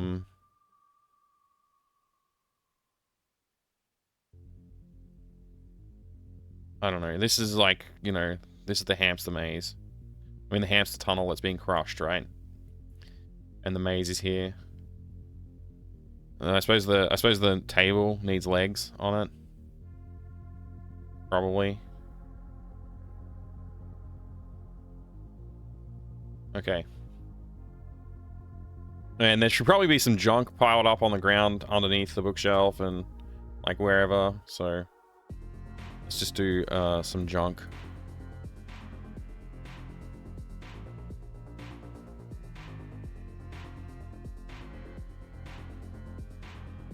Doesn't need to be that detailed. I just wanna like communicate a little bit of the idea of what's going on here, you know.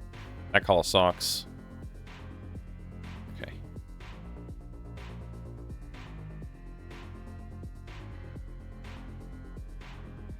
And we could do the word maze here. Maze 1.0. Whatever. Doesn't matter. That doesn't matter. All right, good. We got some more stuff going on in the room now, so that's important. We need the cookie jar over here, so let's just draw the cookie jar.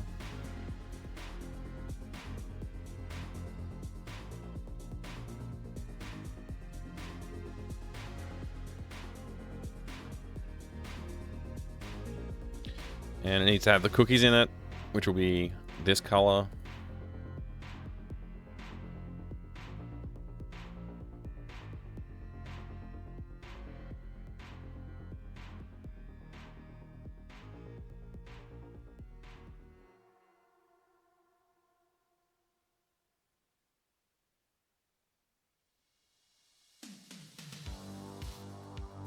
And we're going to put in a nice golden shiny key in the bottom. There you go. And let's give the jar like no lid, but let's give it some highlights.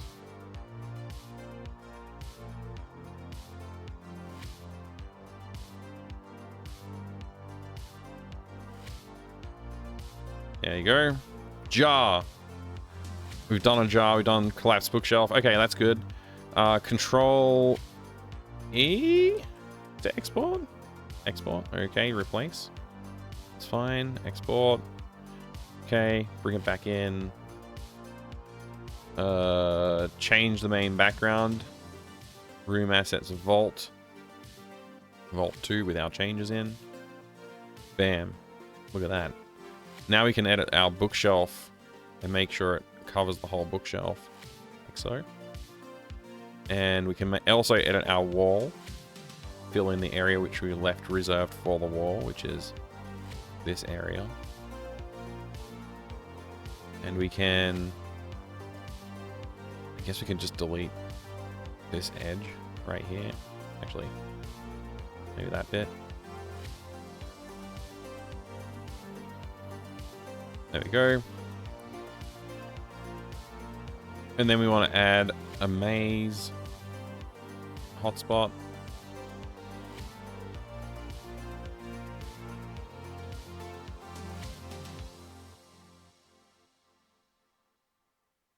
Maze. Hamster maze.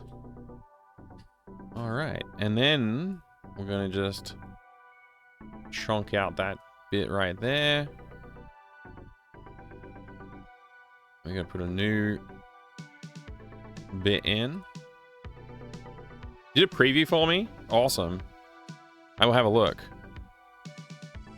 878 vertices. Cool. I will take a look in a second.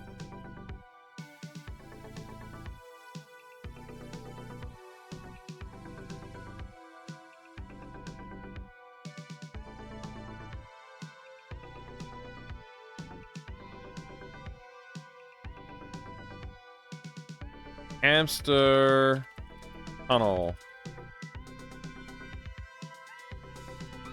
H tunnel.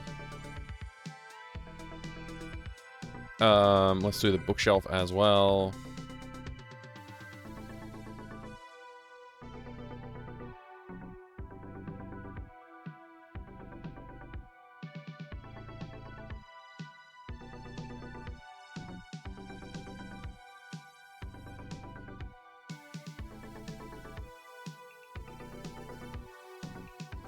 What just happened? Oh, I named it H bookshelf. Damn.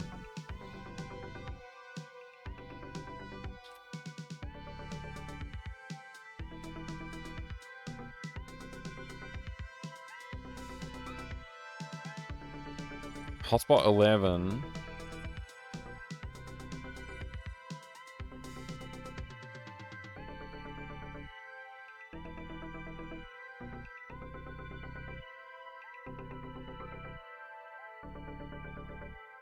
This is really bad. It's obviously a really buggy thing.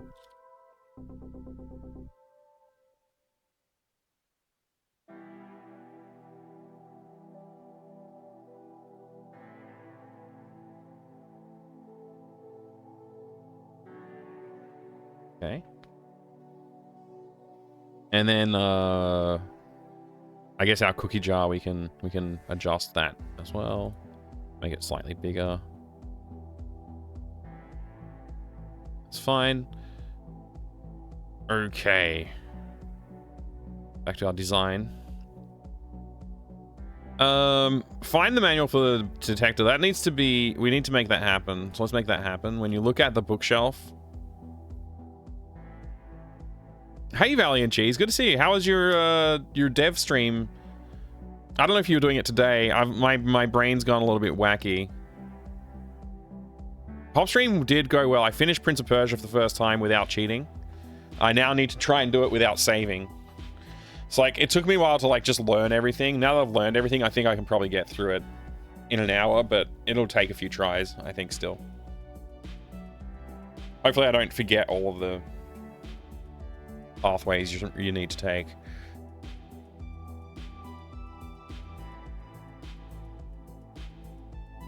Usually you do them on Fossil Friday. It must have been yesterday that I saw you went live. How did it go yesterday then?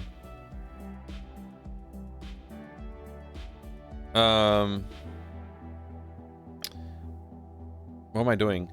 Oh, right. I wanted to implement this.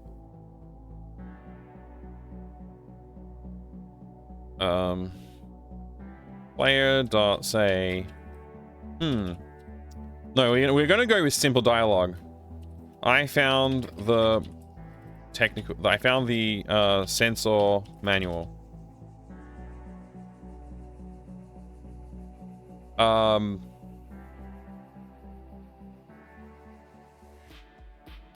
then I guess player.add item. Fixed some long-standing museum placement bugs and then spent some time wrestling with some Godot bugs that were vertex groups and weights are lost when importing a mesh without a skeleton. Trying to do modular meshes for character customization. Oh, that's strange.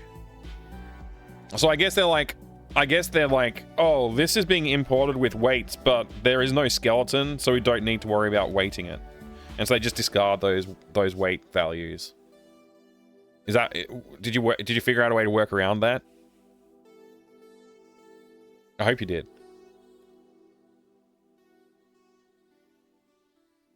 Pretty cool that you're doing modular customization for the characters. Like, that's awesome. Player add inventory. Sensor manual, I think it was called. No, that's module. Manual. Sensor. I created it. I swear I created this item. What's it called again? Metal detector manual. It's called metal detector manual. Metal detector manual. That's fine. Optional at index. No, we don't care about the index that you added at. There we go. Not sure. It's like the data gets corrupted. Some stuff seems to be bound to the right bones, but other stuff is completely wrong, resulting in hands with fewer fingers in the right place and one finger attached to the opposite shoulder. That's messed up. That is messed up. So hopefully you figure it out then. It doesn't sound like it is what I thought it was. I thought they were just stripping off weighting values. It doesn't sound like that at all. Okay. All right. You got some workarounds? Okay, good, good. That's good to hear. Okay. Before I proceed. Proton has patiently waited for me to look at a thing. I'm going to look at the thing now. I don't know what's going to happen when I look at it. Hopefully it's nothing bad. Oh, it's a head video. Great. Okay, so this is running on an Amiga emulation, I assume, but probably also runs perfectly well on real hardware. So the file length, okay, it's pretty big. Okay, and we're rendering a head. How many vertices did you say this was? This is 878 vertices. That's a cool effect.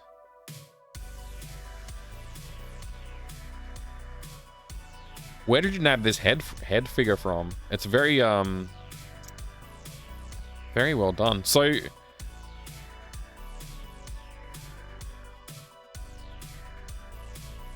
you're doing 2 passes of the render, are you? Like you're splitting the are you binary splitting the verts at a certain point where the head is and rendering all the verts in one color for the back and all the verts in one color for the front, thereby not really needing to do like full Z indexing or anything like that. You're just like, you're behind the plane, you're in front of the plane, you're white, you're blue kind of thing.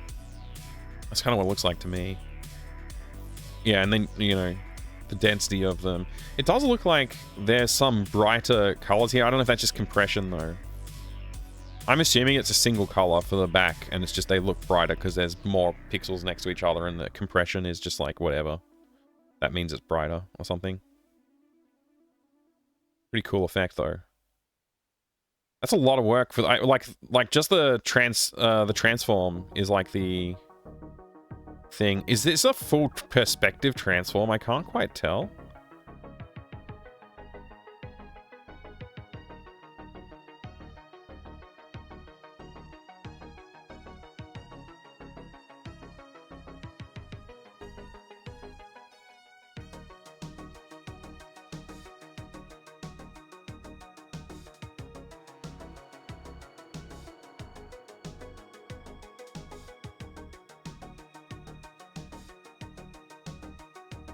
It does look like there's a bit of perspective transform on there. Can't tell though. I'll be honest, I'm not sure. I'm not sure if it's got a transform going on or not.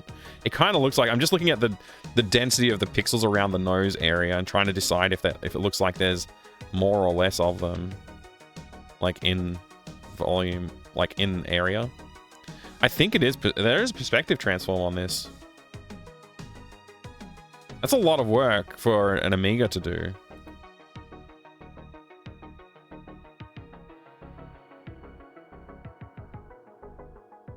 Yeah, like this ear region on the closer side is bigger than the one on the further side. So yeah, there is a perspective transform here. A lot of work. Each vertex lives in 3D quads when rotating and calculating the projection. Yeah, that's clear. That's clear that that's true. Early Babylon 5 graphics style on Amiga, but not in real time, Valiant Cheese. That's the thing. This is real time. This is real time, right, Proton? You're not, like, pre-calculating everything. And also, what I'm noticing, there's, like, basically zero jitter in the motion here. Oh, there is a tiny bit of jitter. Okay. So this is not...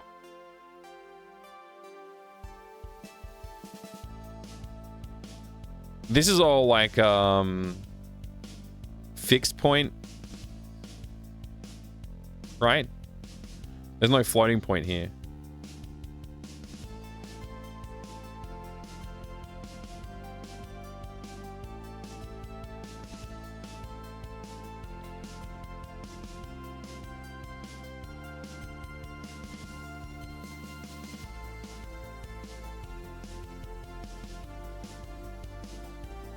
So you would know the Z depth, and you could just take the Z depth. You don't even need to do a planar split. You just take the Z depth that's calculated for the 3D, and you just split along that.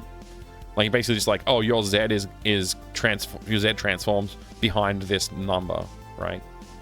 That makes sense. This is pretty freaking sweet, dude.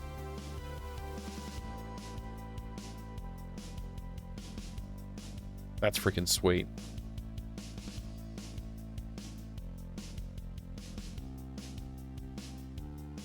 While calculating Z matrix result is negative, will be backside panel. That makes backside pixel. That makes so much sense. Yeah. Can you do a So, if the origin of the head was like center, like off screen, like I don't know, I guess that's 0 on the Z plane.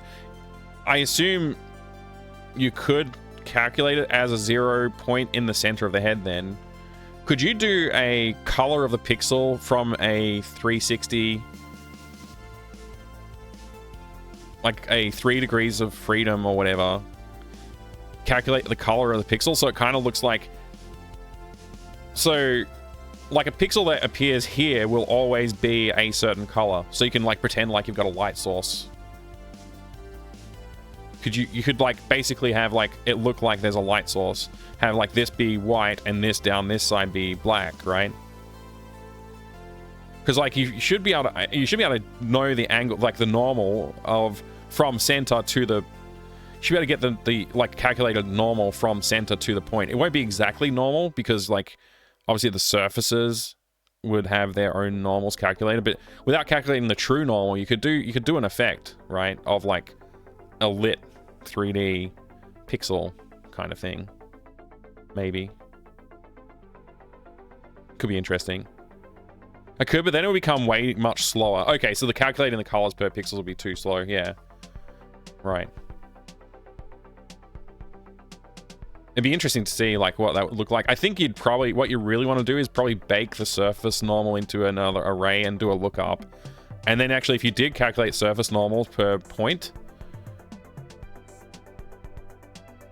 and baked that down, you could do a lookup without calculating. And I guess the only calculation then is like, I'm not sure how I'd arrange it. There would still be some calculation, but you could do like the normal, the baked normal, and then you just need to rotate it you just rotate it by whatever the head rotation already is, I think. Just apply that transformation matrix in reverse, I want to say. I don't know. You could figure that out. You would have less calculations then if you baked the values, but I don't know. I think that would be awesome to see. And then you could have baked surface normals too, which would be even cooler because like you'd have like the shadow effect on the nose as well as on the global head and on the lips. That would be pretty freaking sweet. This is a really cool effect. I love it. I don't know how I would do this. I don't know how you'd do this on an Amiga because I'd never really programmed an Amiga before, but yeah. It's already a bit shortcutted, yeah. Yeah. I mean, I imagine you'd have to, but it's a very cool effect.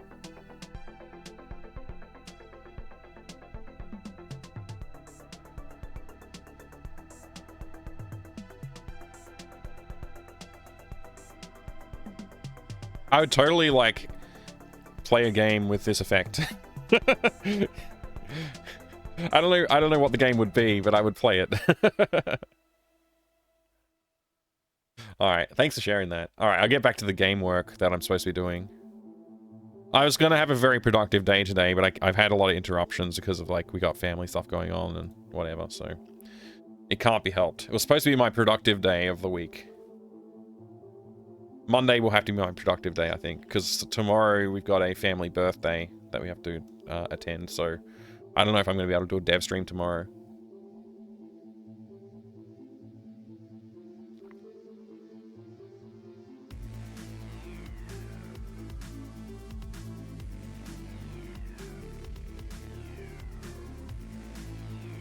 If I perform backface culling, then it would show the back pixels properly. I think it's cool that you can see the back pixels though. I mean,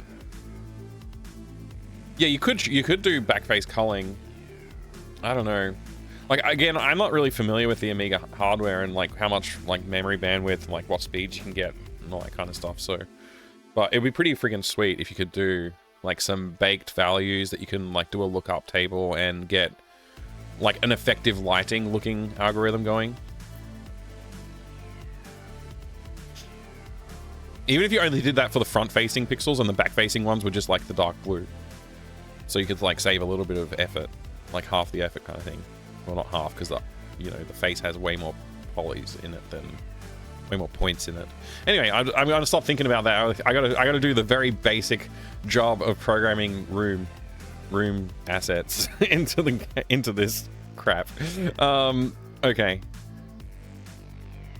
Yeah, we need to go back to Figma. Here we go. We go back to Figma.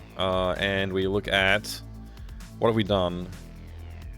Manual, we got that in. Box of sensor modules containing a bunch of modules represent player with long lists of options to select. This is the first time we're going to have dialogue selection in any of the adventure games. The last game didn't have any dialogue options. This one will.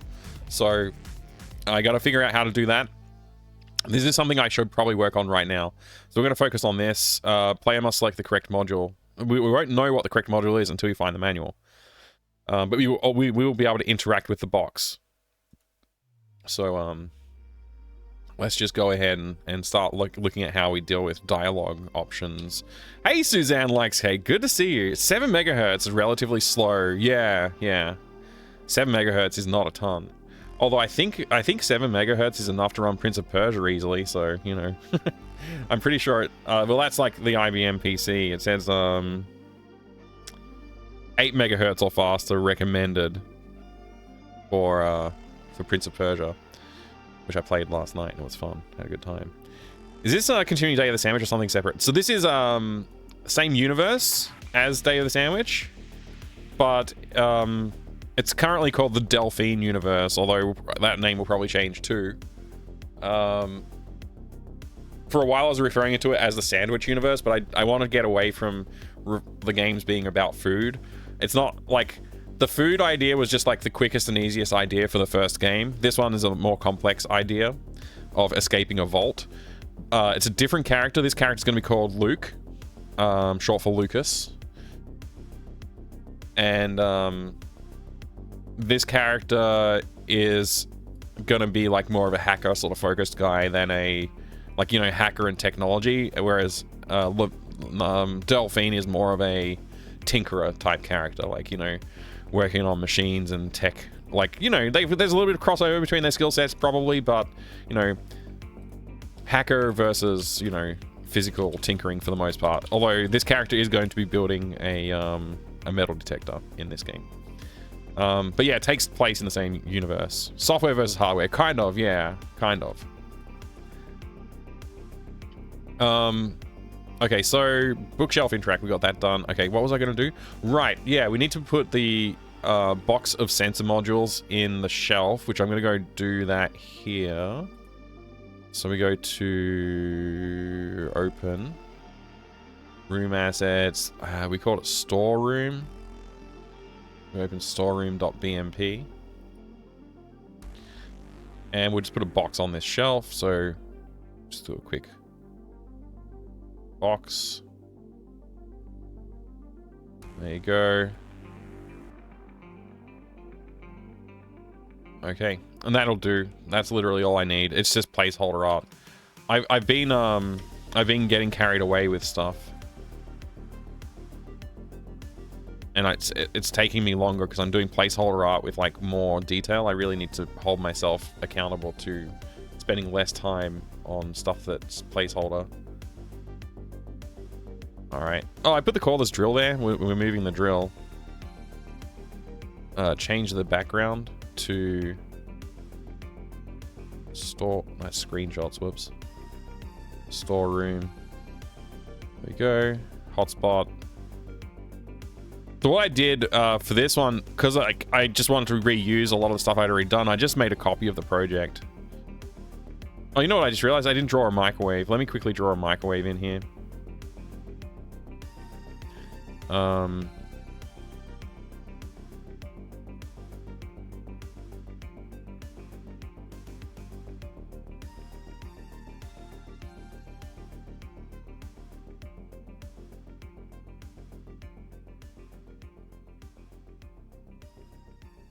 Okay, I'm just gonna try and erase some of these purple lines. Not all. I don't really care that much about all of it, but just make this thing look a little bit more solid here. That'll do.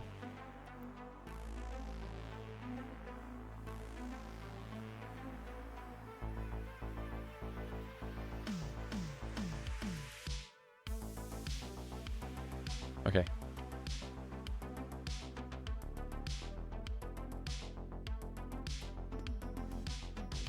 Reload that once more.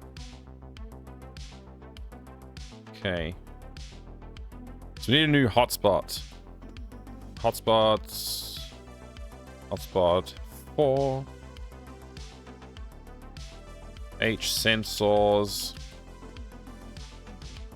Box of sensor.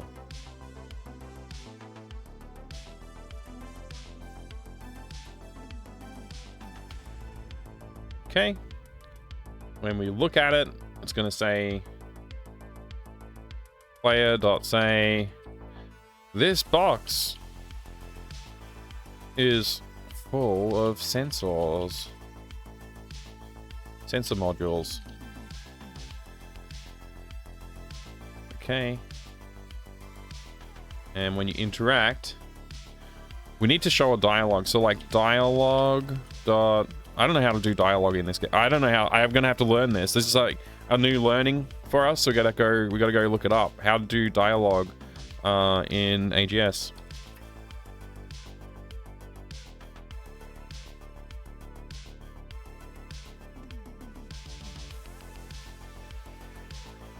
Dialogue commands. Okay, what the frick is dialogue script?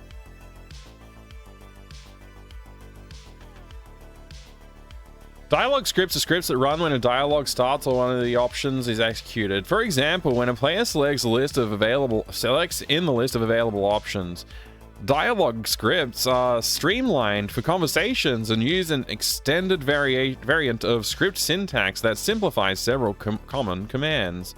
With newly created dialogue topic, all you will see is in the script is a number of lines starting with @ symbol. In the dialogue script, there's okay. I don't want to read this. So apparently, I need to use something called dialogues over here. Right-click, new dialogue. Okay. Start up dialogue entry point. Okay, cool. Excellent. Create a new option.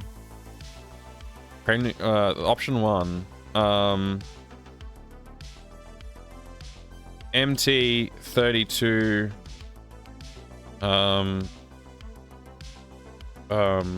MT32.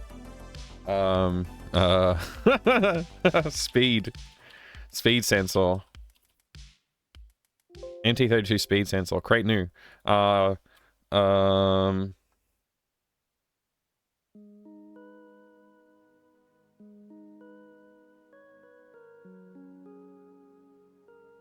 MU80 Hall sensor module. Put the word module at the end of each of these. I don't know what say and show means, but we'll work it out.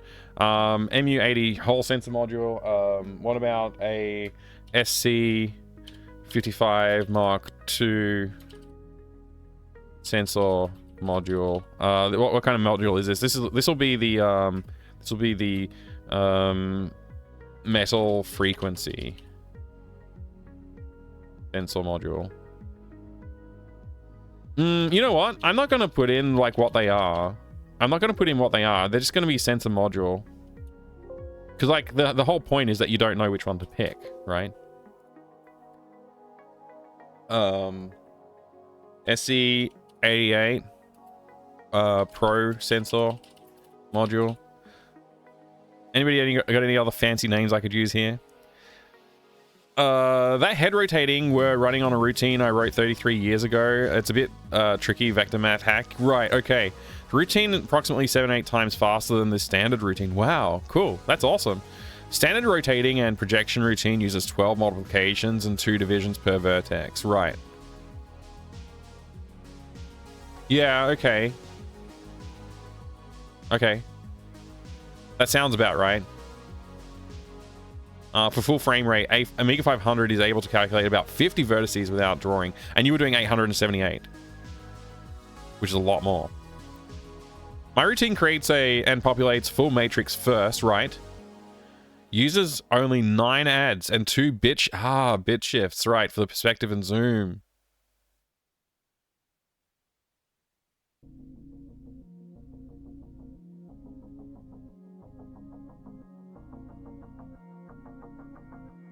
Wow. No multiplication or division, that's why it's so much faster. Yeah. That's really cool, Proton. I'm actually trying to think about how you did that. That's very, very tricky. Cool. Nice one. I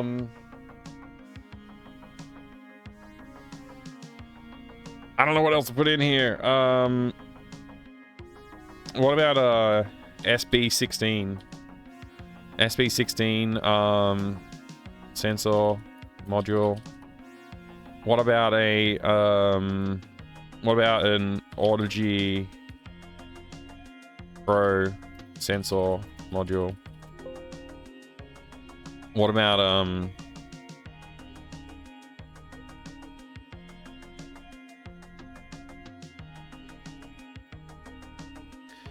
help me out here, guys. Help me out. I need some more dumb hardware references that I can put in here.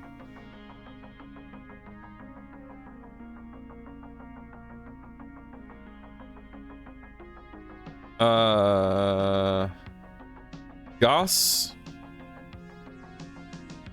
sensor module.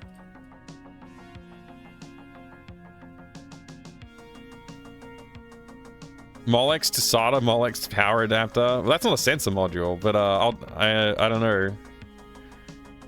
I'm thinking so far I'm trying to go through like sound hardware, like I've got like I went through my entire MIDI stack that's here, my MIDI synthesizer stack. And I've done a Sound Blast 16 reference, Audigy Pros reference, and a GUS Graphics Ultrasound reference. I don't know what else to put in there though.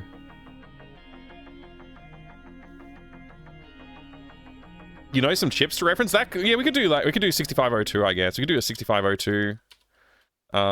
6502.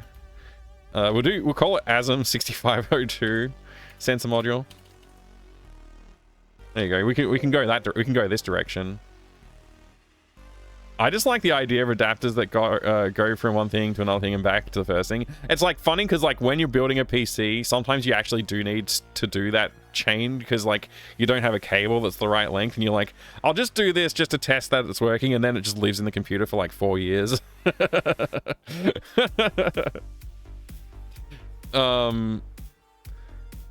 about like there's like OPL something? OPL 16, isn't it? Is it OPL 16 sensor?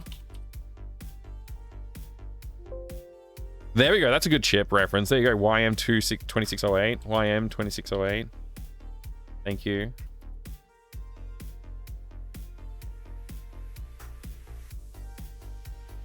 Everyone loves permanent temporary fix. Yeah. It's the way things go in real life. It's just the way things go.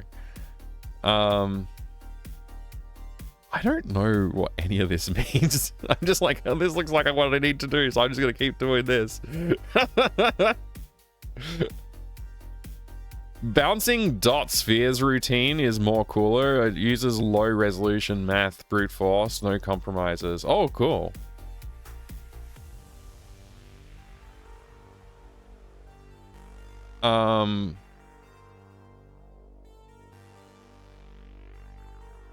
Whole theremin sitting in this stuff. Yeah, that's right. Yeah, they're all like sensor modules technically. Like they're not actually the thing that we're referencing, but we're going to use those references. Oh yeah. We could do that too. That would be actually funny. Why is this like weird MIDI keyboard in here? I was talking to a guy who does trunk network stuff the other day. He told me a story of a random tentative fix that he discovered at a DC, which he then recalled having done himself about 4 years previously. It's so funny. Why is this here? What? Who hacked this? This is horrible. Oh wait. Oh no. I think it was me. It was me. I remember doing it. Oh no. That's so funny. He told them how to fix it properly, and they just never had. Yeah. If it works, it works, right?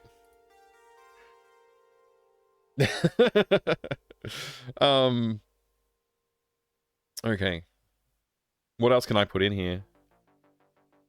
I need like probably like 20 items. I need like probably 20 things to eliminate. because I don't want people to brute force it. I think if there's like 6 things, people would just brute force it. But if you have like 20, I think that's like it's too many to brute force.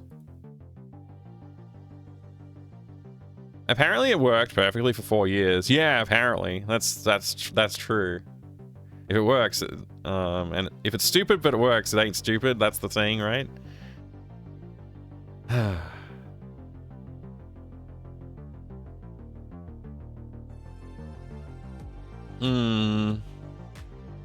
I'll just do 68K, 68K ASM sensor module. I'll just create. Oh gosh, this button moves as you click it. There you go. We want 20 options. The Master System sound chip. Oh, that's great. That's a good reference then. I wouldn't have known that one.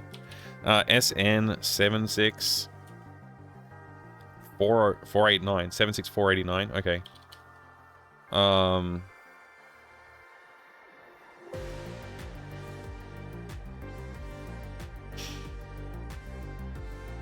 I need so many more.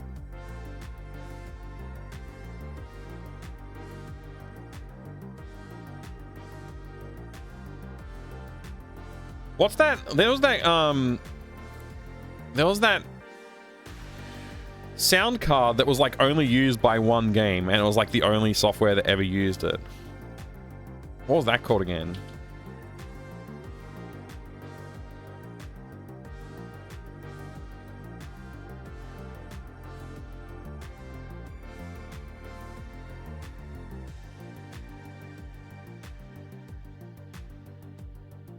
It wasn't Disney, it was something else.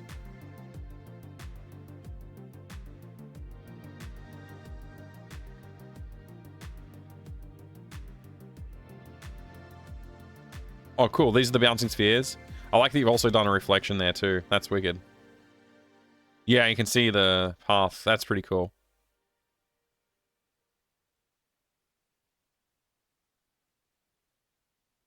The audio process from the PS1 sounds great. Done.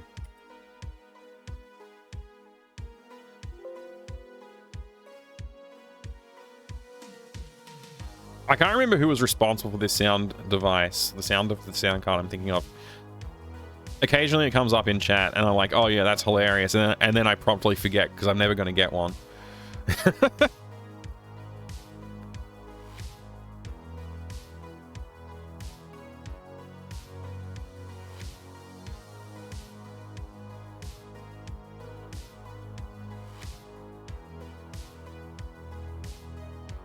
I can't even remember which game it was for or like which company it was. I want to say it was like Interplay, but it probably wasn't Interplay.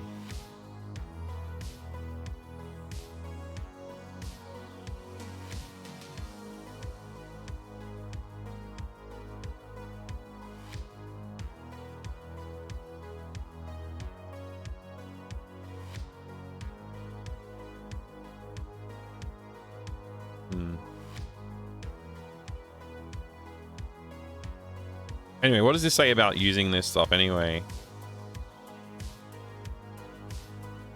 Oh, okay. So you've got to like put your code in between each of these. So if I was like, I'll try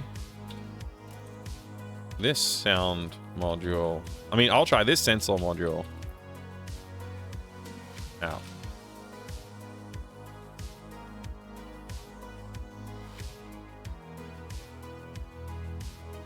If I delete all of the returns, will it just like, and I just put this at the bottom, will it, do you reckon it will fall through? I bet you it will.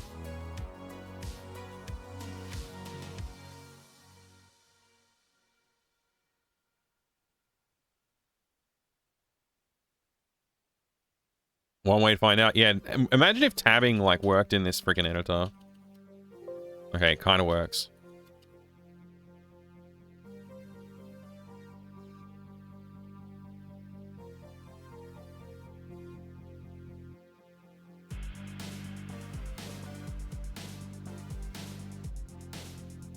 Okay.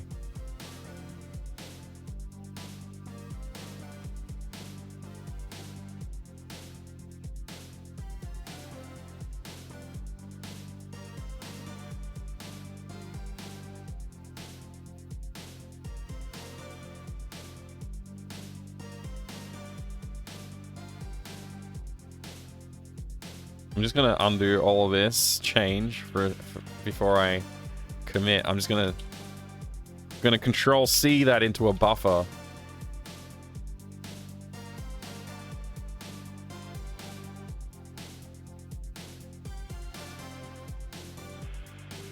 Oh man, this sucks. All words have lost meaning.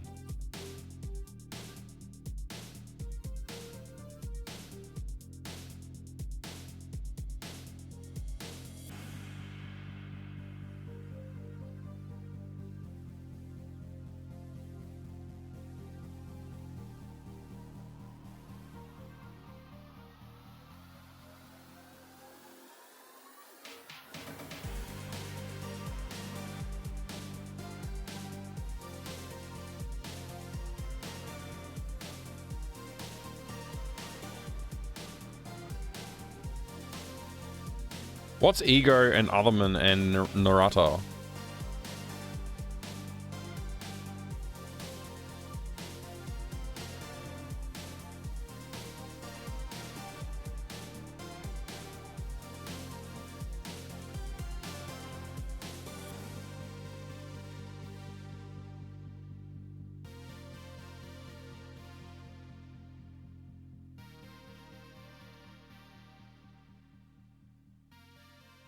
Oh, okay.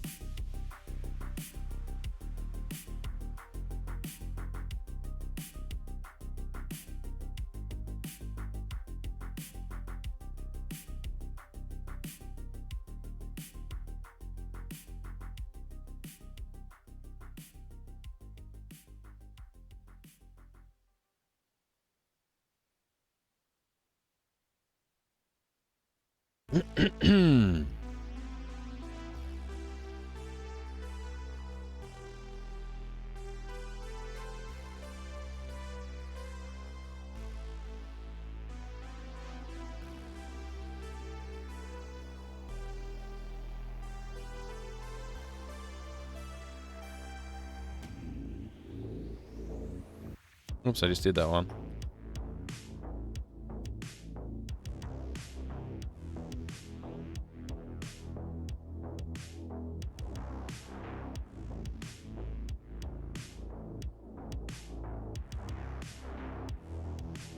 How did I not put a SID chip ID in here?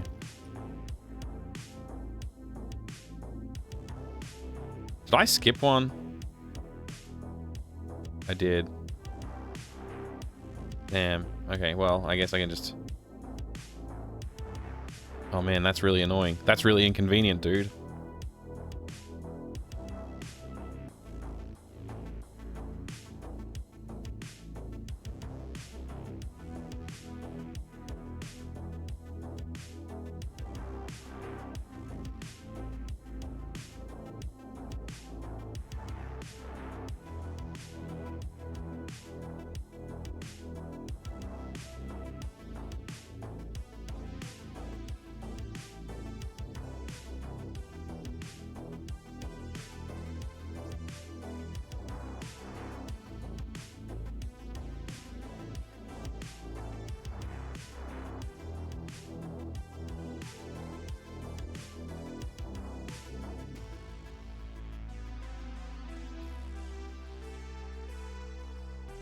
I may want to shuffle these around a bit.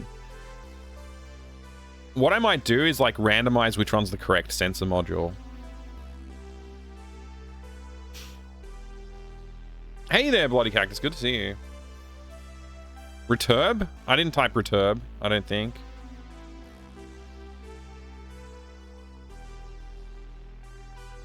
VidC20 was the display plus sound chip for Acorn computers. Awesome, I'll put that in here.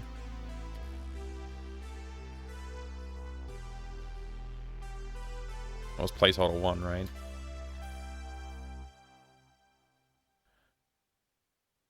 Make a guess about the fast calculation tricks with spheres. I don't want to right now. I want to work on this. I would like to talk about that stuff at some point, but not right now.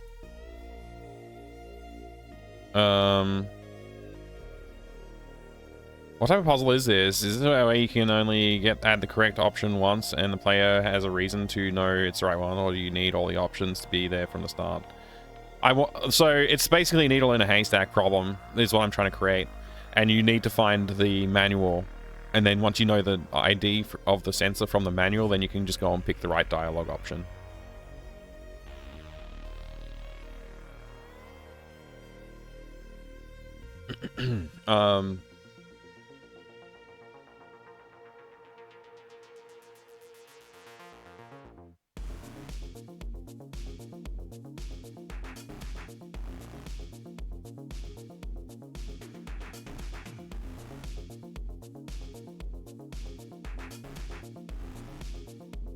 How do I get... Oh, I guess I go D dialogue 1 dot display options.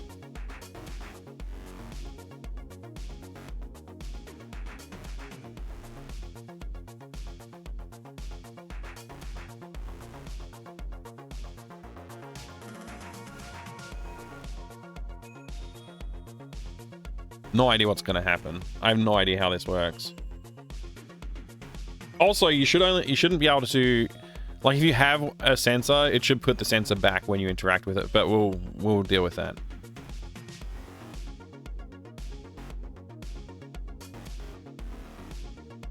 I found the sensor manual. So we have a metal detector manual. When you read that, which we haven't done anything for, but that will tell you which sensor module to get. Box of sensor modules. The game doesn't know, the engine doesn't know how to deal with this. SB16 sensor module. It hasn't added the item to my card, but it did say the right dialogue choice.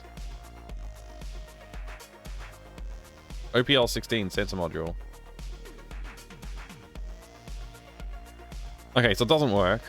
That's fine. We'll work it out. That did not go as I expected, I'll be honest. I thought it was going to be a lot nicer looking than that. I had a lot of expectations for that. My expectations were very high.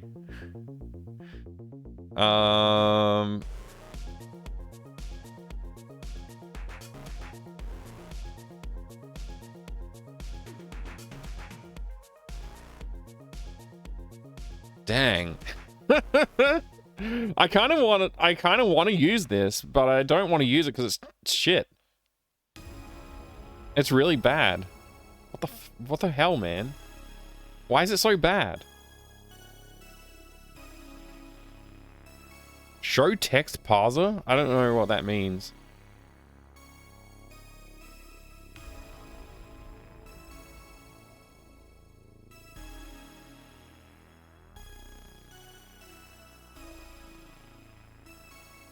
Game.dialog font? Is that dialog font? Font. You know what? Maybe this has help.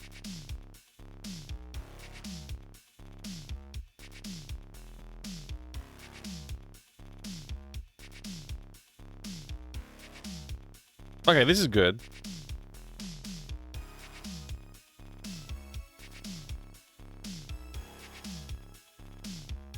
So we can check if the player has a sensor module, and if they do, they have to put it back.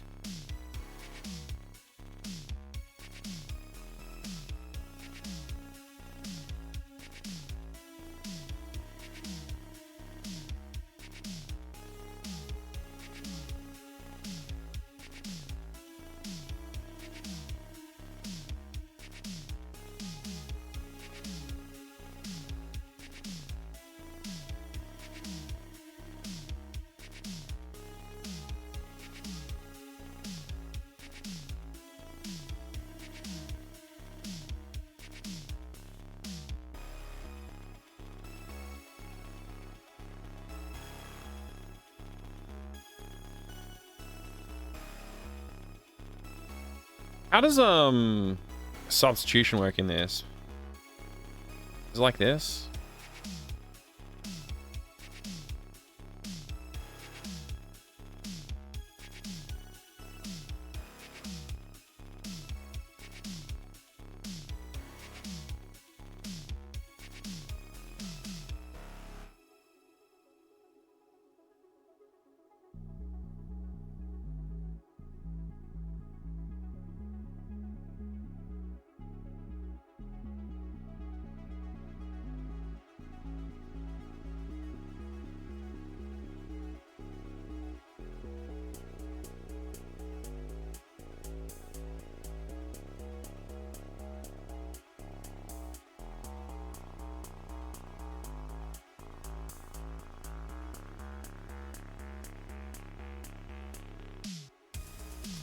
See if this works.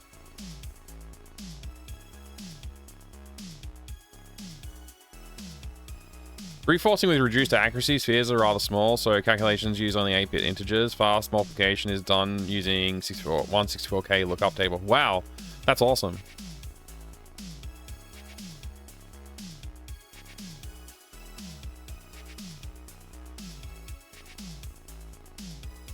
He didn't say, the character didn't say a single thing. And we're not getting objects added to our inventory either. It's almost as though it's not falling through. But it should be adding incorrect sensor and changing the incorrect sensor name. Wait, no, it is falling through. No, wait, it doesn't say I'll try this out either. What if I just get rid of the save flag?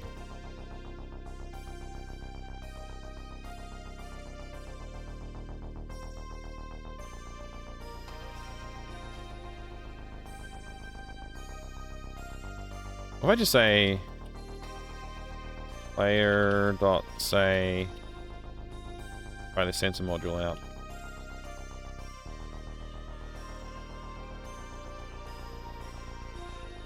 It is getting to stop because it's stopping dialogue. So I don't know what's up.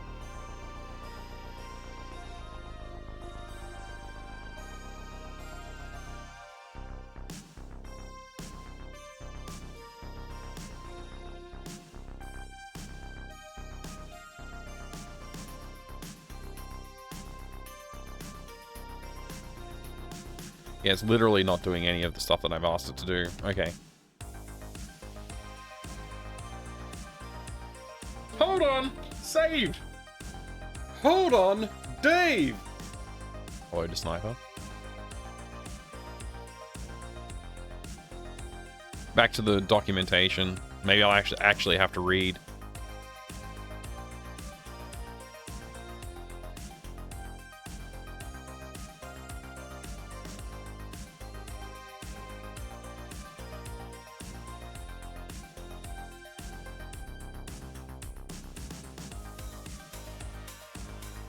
You can use a special character named Narrator, which displays the text in the pop-up message box instead of as speech text.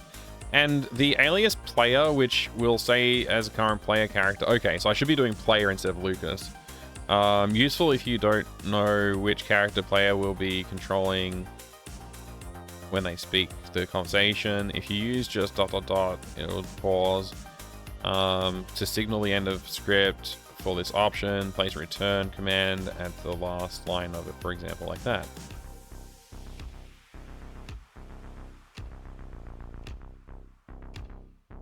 Return tells AGS to go back to display the choices again to play. If you use stop instead of return, conversation has ended. Alternatively, you can use the go to dialogue go previous or which abort the current dialogue script and transfer control to the new dialogue. Do not indent lines. Yeah, okay. Dialogue commands. The dialogue commands are available are this.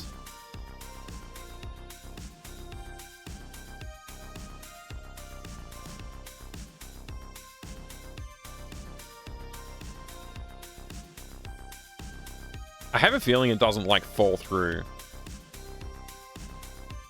Wait, what's this at X? Currently a limitation that if, say, checkbox for dialogue option is checked, it will use regular character.say despite defining a custom say function. If you still want to have player pronounce dialogue option text, one of the solutions is to add a call to your custom speech function as the first line of every dialogue option script. Right. X is the actual option index. Oh, I see. Okay. If you want to how such function work in dialogue, see the following below. Okay.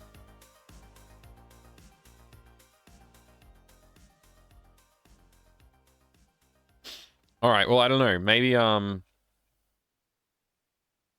I changed this to player.say, but what if I just revert it to player?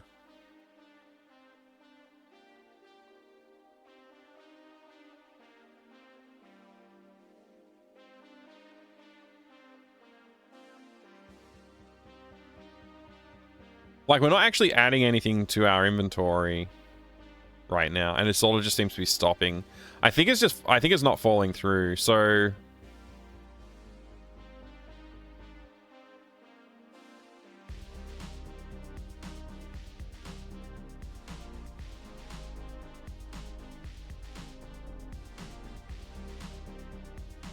we'll see if this does anything.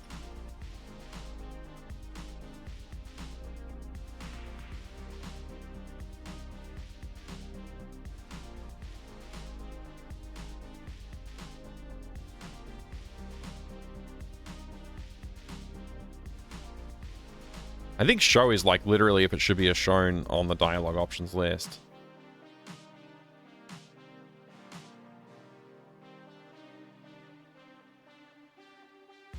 Oops.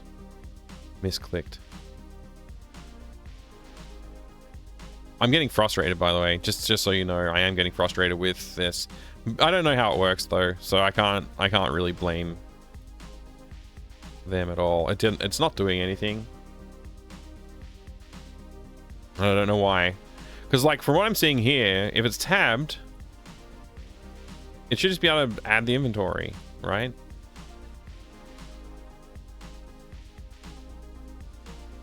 The solution here is to make a dialogue GUI of our own. Debug abilities? It does, actually, yeah. But I don't know if you can debug these scripts. I have no idea.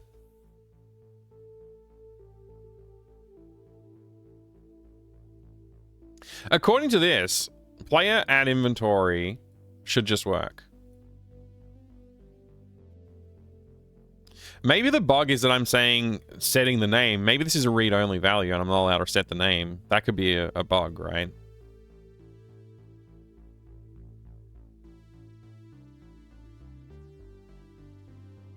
Like if I just try and do that here.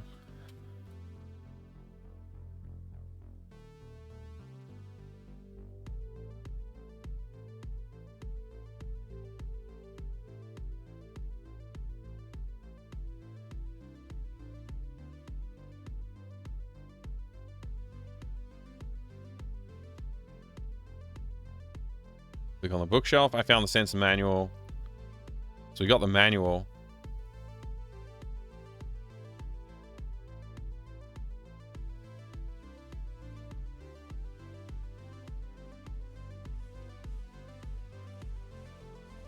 Right, with that.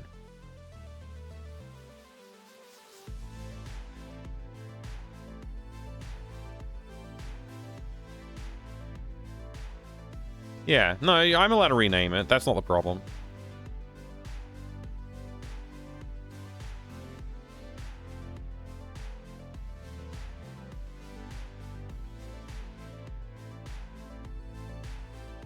What I might have to do is like make this a list of options that you have to like, there's a more, you know. So like I show 3 options or 4 options and then have more, and you just like you just loop through them all. That's one way I could do this. I'd have to create a bunch of different dialogues though.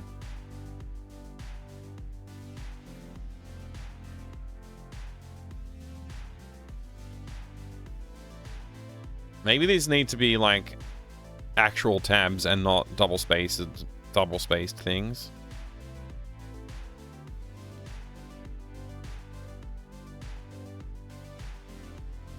I don't know.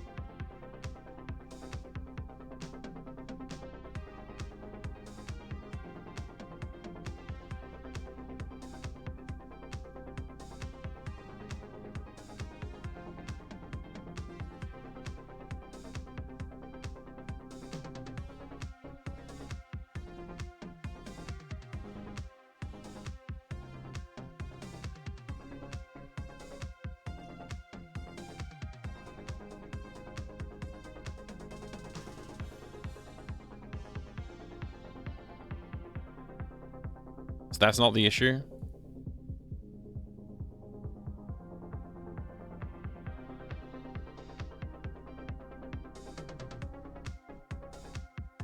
I thought the dialogue startup entry point should at the very least have the player say, which sensor do I need?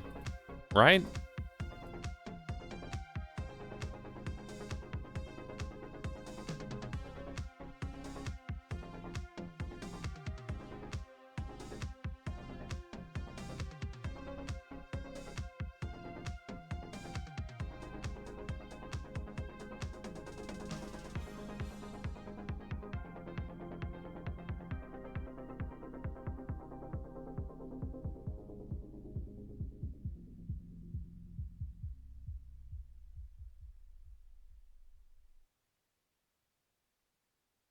It's not even trying. It's like as if it's just broken. It's as if it's just broken.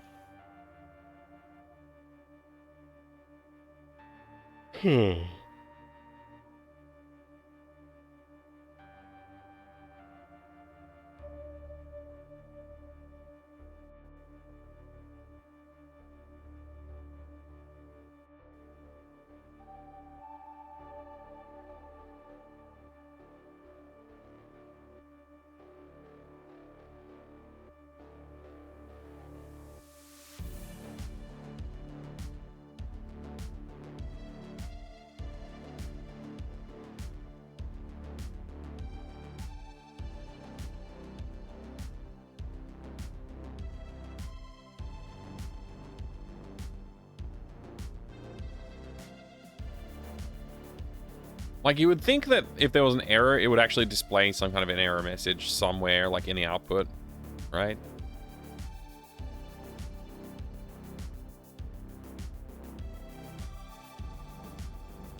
It doesn't do anything, though.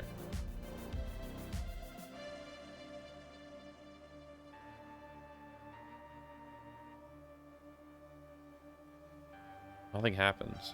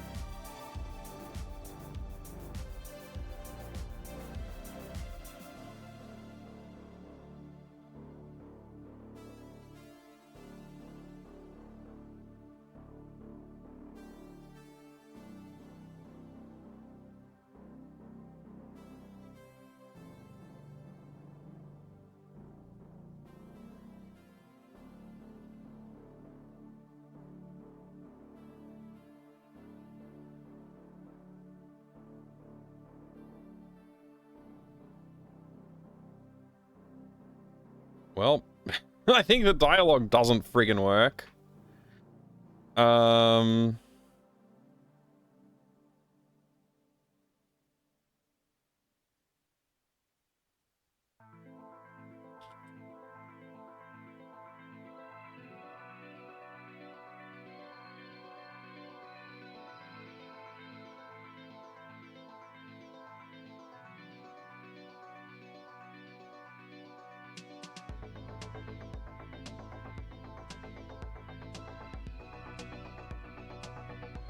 This is all basically the same crap.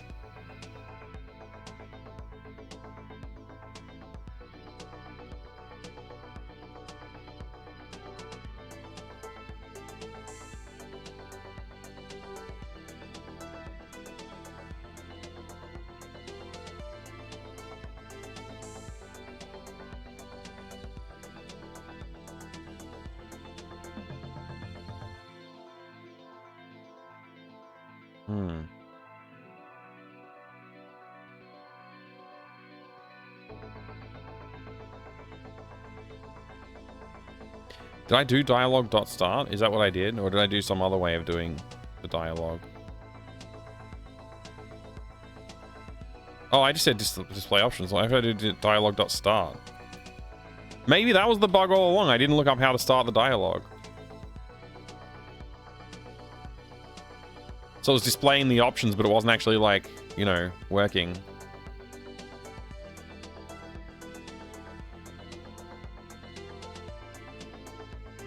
Which sensor do I need? Return. I'll try this sensor module out. So wait, the word return doesn't work anymore?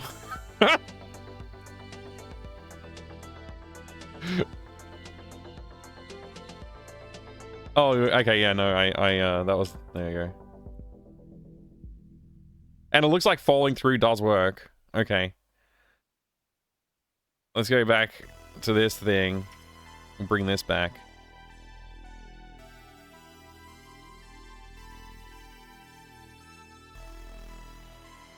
It looks like...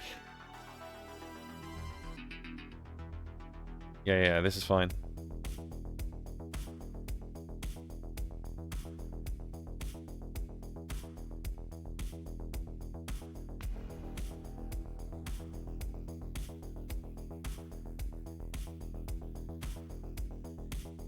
Alright, so the problem was that I just didn't know, and I didn't read the documentation closely enough to how to display the dialogues.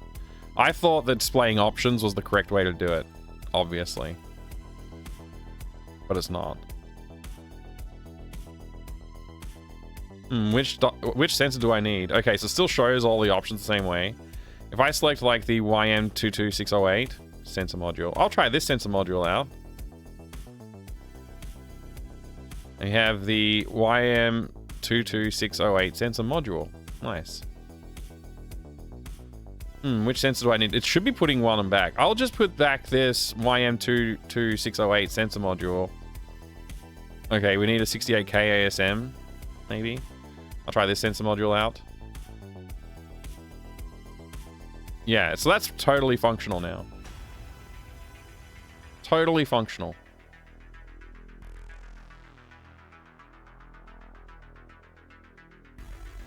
I found the sensor manual. Metal detector manual. Now, when you click on that, it should display a dialogue with the correct, like with all the information. Now, I could randomize which one's the correct one at the start of the game, which would be the best way to do it, I think. Forget about the fact that, like, the way it's displaying the dialogue options is heinous and it's like a war crime, basically. I don't know how to change the way to display dialogue options and stuff. Let's see if there's a way to change the look of the dialogue options.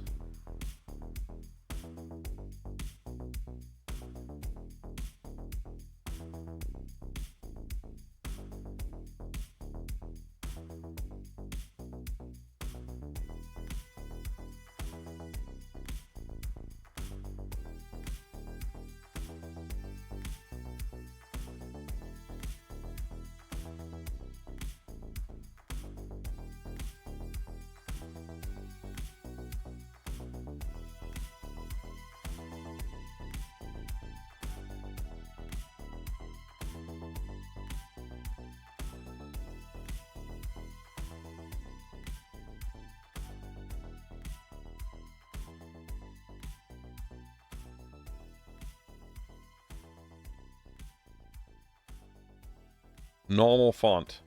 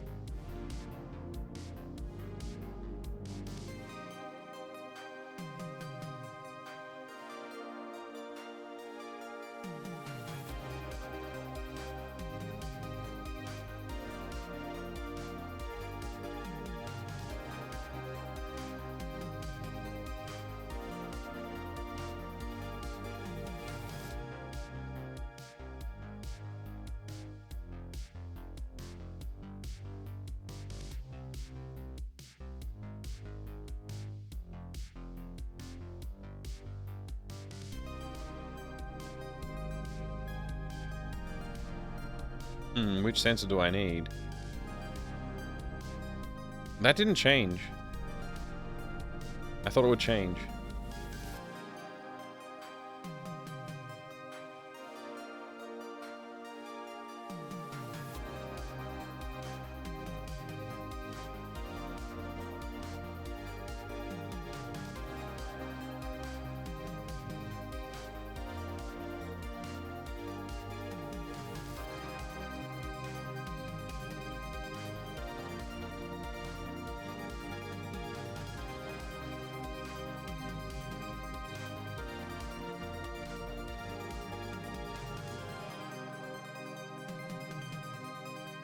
See if that works. Maybe the way I was doing it was like a no-no.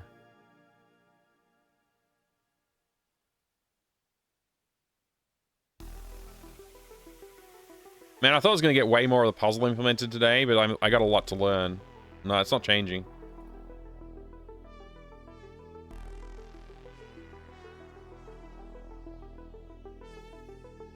Hmm. Can I look at the fonts? My computer's like going nuts right now. I don't know what it's doing.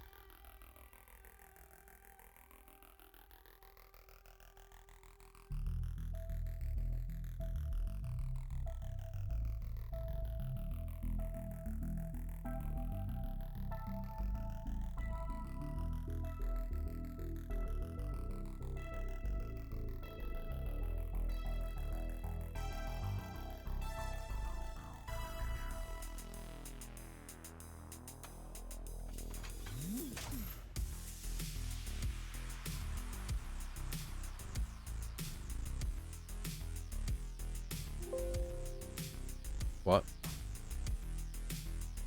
eFont 1. eFont font 1. Right.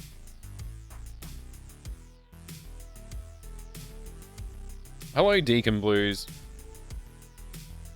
Saying hi before I go to another stream because I don't understand dev stuff. No worries. Good to see you. Welcome.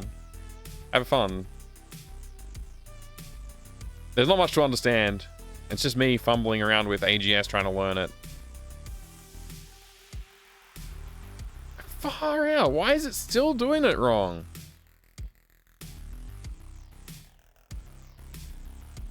The heck, man?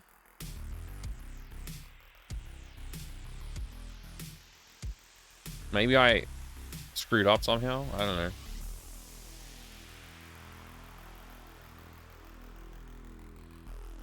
Exactly, Adrian, exactly. I really want to know why it does that thing where it fades in on the left and then shows the character position. Okay, that worked. Now, I don't want them to have black backgrounds, so how do I do that? How do I stop that from being a thing?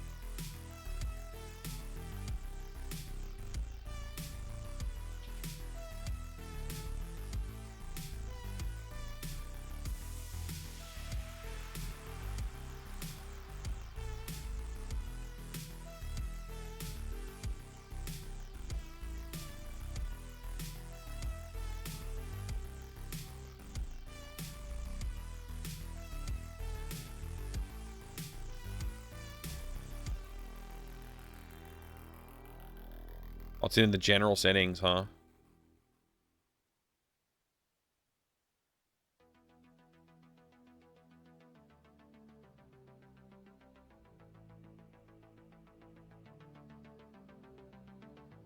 Ooh. Oh, who's that? That's Pi. Pi, thank you for the 5 bits, you legend. Very kind of you. Are you streaming on the other channel tonight? Yes, Deacon, I will be streaming on the other channel tonight. Sorry. Yeah, I will. I'm going to be playing... I don't know what I'm playing tonight. Last week was XCOM week, and this week is not XCOM week, but I'm not sure what I'm going to play. I've been kind of obsessed with playing cinematic platformers lately, so I don't know if I'll do that. We'll see. I have no concrete plan right now on what we're going to stream. All I know is I am going to stream. Or at least I plan to. I might not. We'll see. Our cat... one of our cats was euthanized this afternoon, so... It has had a terminal illness. It had gotten to the point where he couldn't really do anything, so... Another World, Out of This World. Yeah, I have played that Dock of Myra, actually. I wouldn't mind playing it again. It's great. Did I complete Prince of Persia? I did, actually, Pi. I finished it. Thank you for the 5 bits as well. Thanks, Gideon. Yeah, it sucks. It sucks. It's really crap, but he'd been sick for a while. I knew it was coming. It's affected the kids a fair bit. So there is a chance that I won't be on tonight, actually. Maybe we'll just do a little family night tonight. I don't know. It's probably a good idea to do that, actually, now that I think about it. The kids have been pretty torn up by it, so... I don't know. I may or may not be on tonight. I'll say that. I may be on, but I may not. We'll see. We shall see. Thanks, Adrian. Yeah. It's pretty tough. And he was like still kind of a kitten to us. Well, he wasn't like very old. Just over a year. I think. I might be wrong about that, but yeah. I don't know what I'm doing. What am I doing? I'm just wasting time. Stop wasting time. When you interact with the senses, it starts the dialogue. Dialogue does what? Dialogue does what? Dialogue options. We were looking at dialogue options. That's in general settings. Dialogue. Allow speech to be skipped. Custom array. Custom say. Dialogue bullet point image. Don't have one. Gap between dialogue options in pixels. None. Number dialogue options. No. Print dialogue options. Upwards. False. Run game loops while dialogues are displayed. False. Sierra style portrait location. Left. Whatever. Speech style LucasArts. Use game wide speech animation delay. False. Use GUI for dialogue options. Oh, wait, I could put a GUI? And then maybe the GUI can scroll?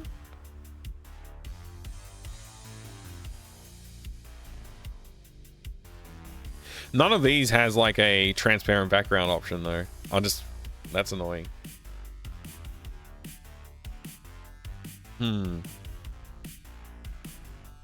Yes, Pi, Tiggy. Sadly.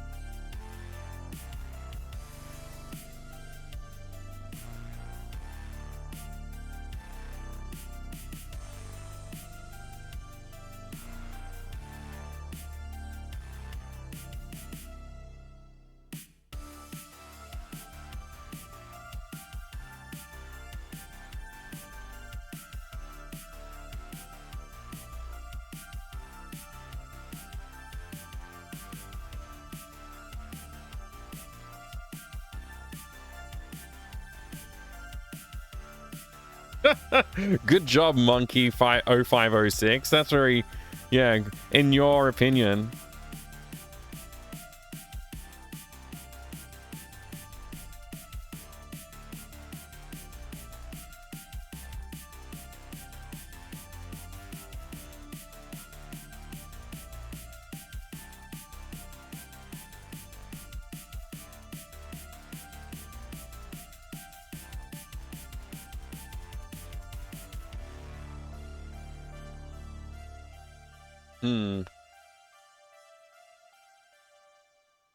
Can you clip? Like, I don't know, man. I don't know.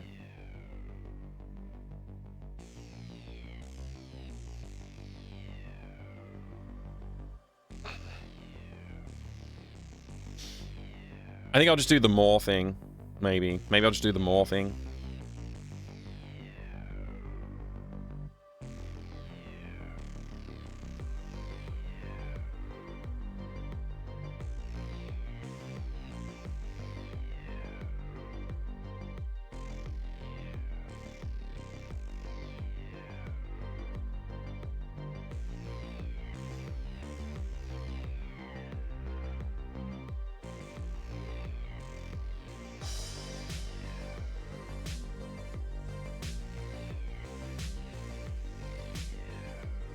Just want to check something here. Yeah.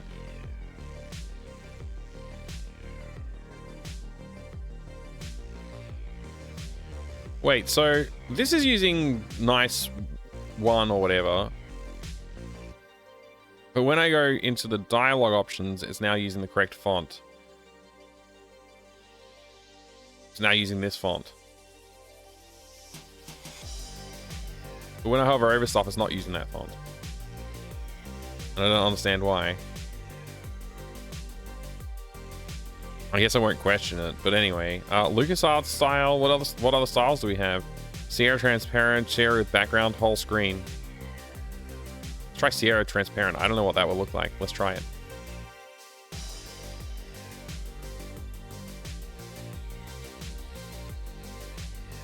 No worries, Valiant Cheese. Talk to you later. Thanks for dropping in. Good to have you here as always. Didn't change a thing. It's exactly the same. Oh, what if I need to save it? Sierra Transparent. Now we're on it.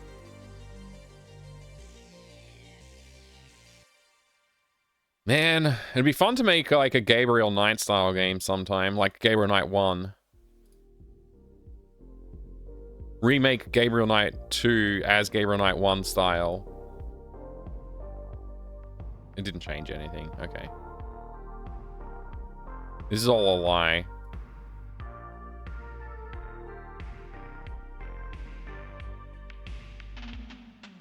Yes, the font in the skipping intro did change, Bloody Cactus. I don't really care right now about that. Obviously, I'll have to address it at some point, but no big deal.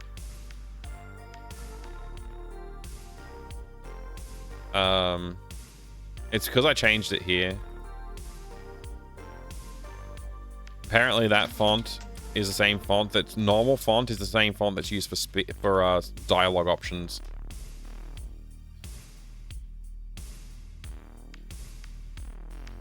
Don't you know LucasArts games never had scrollable dialogue options? When you had more than 4 dialogue options in Monkey Island 1, it just covered the entire screen. Did it? I don't know if that's true.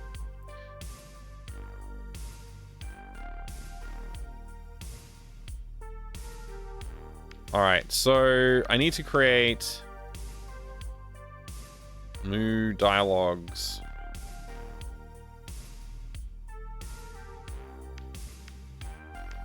So if we have 20, we do 4 per. That means we need 5 dialogues, right?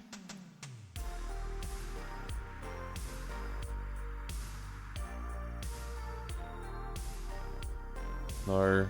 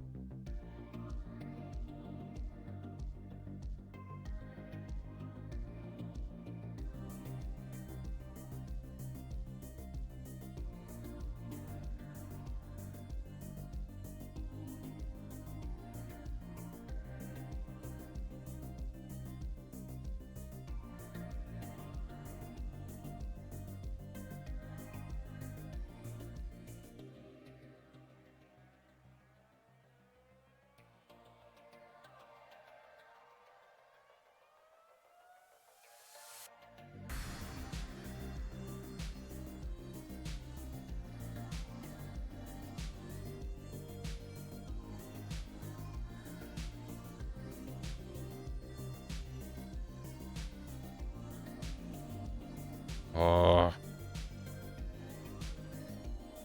Oh wait, I'm deleting stuff, aren't I, in here? No, it's not deleting them from the script. Okay, whatever.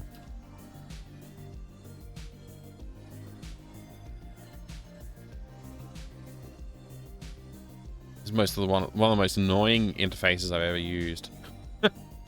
Just put the buttons like at the bottom or at the top and don't move them, dummy.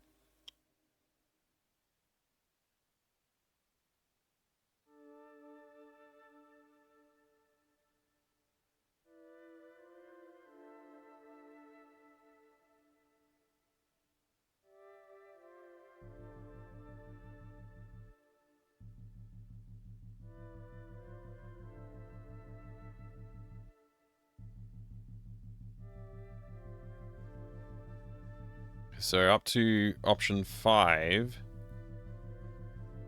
is all fine.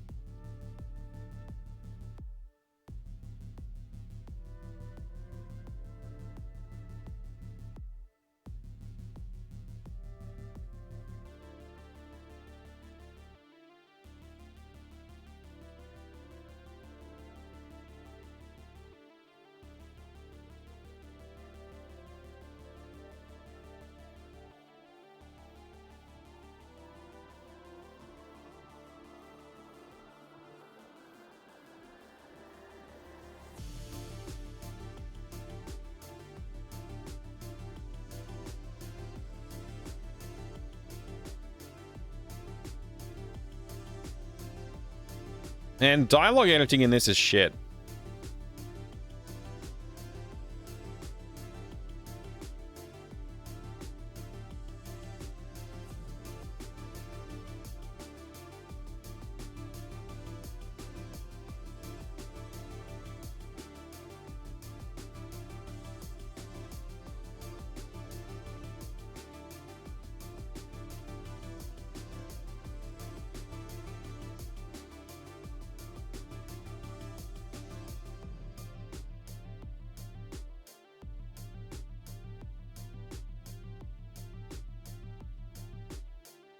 Now I can see why it takes people making adventure games in this so long to make them.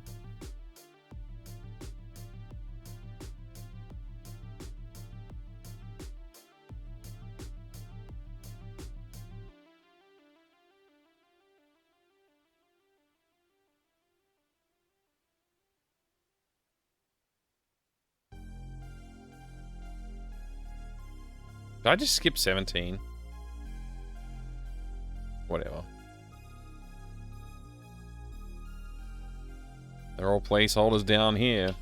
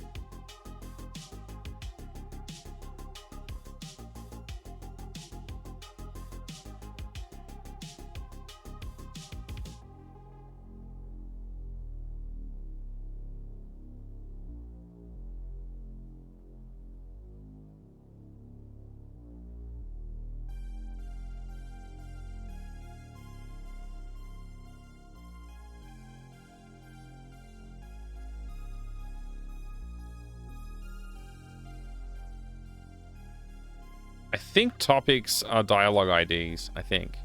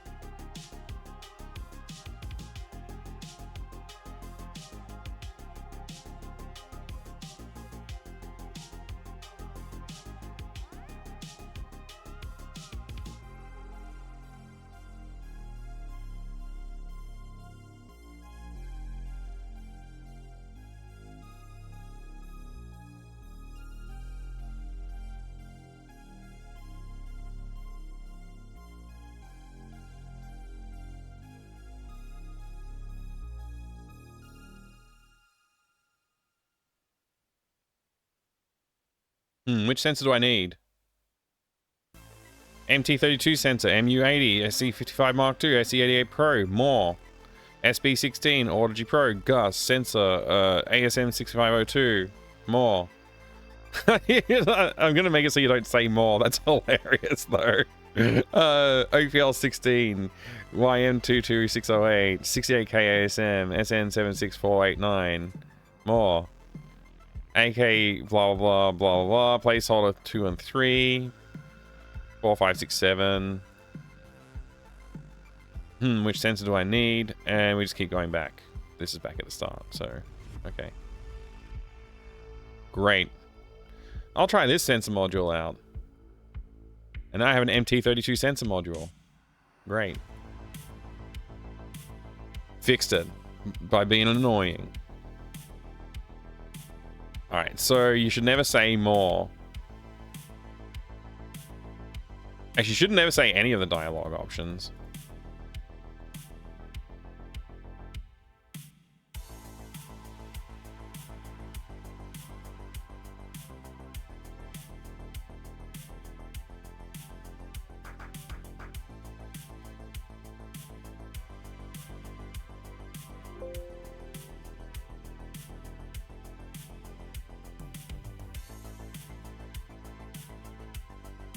Go dialogue.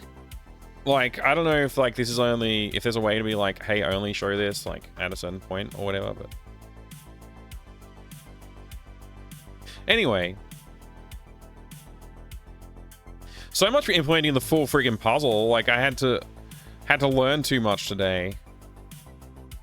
And I had to take too many breaks today. How frustrating. Which sensor do I need? I need the MT32 module. I'll try this sensor module out. MT32 sensor module. Let's go. We need a different one. Which one do I need? I'll just try it. I'll just put back this MT32 sensor module. I need the C55 Mark II sensor module. I'll try this module out. Okay, it's working. It's working. It's working. More. I'll try this sensor module out. Nice, we have placeholder 2 sensor module. Okay. Perfect. Okay, I learned how to do dialogue crap. We've done the dialogue crap. We don't have to do the dialogue crap ever again, hopefully. Oh, man.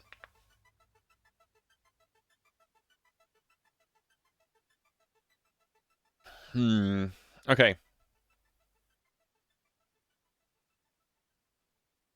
Works with 4, but not 17. Yeah, it works with 5, but not 20. Bloody cactus. I just made it, like, you know, take less space on the screen. This is the main reason I wanted those mores in there. So you should be able to go all the way through. In fact, I might change the last one to, like...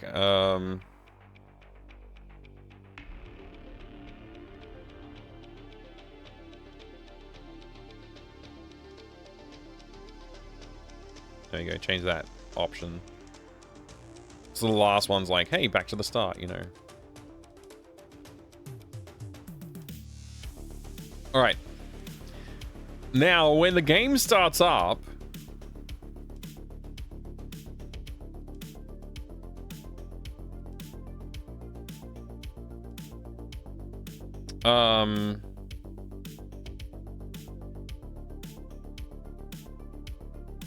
Quest, item, name.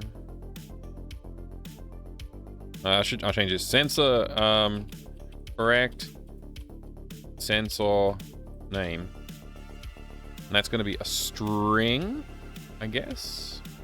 Actually, we could make it an item ID. We could make it an inventory item. Is there an inventory item option? There is. Okay. Correct sensor, item. Okay. And when we start up,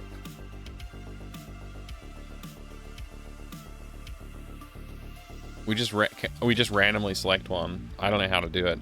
It's going okay, racing the beam. It's going okay. How about Roland SD50, unless you've got it already? I don't have it, I can add it. I can add that.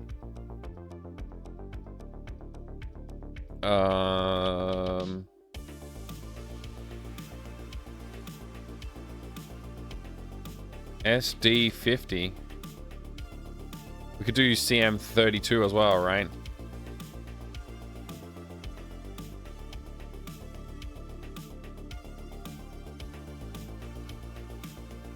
And what's the like actual name of a SID chip? Like, what's a SID chip's actual like number?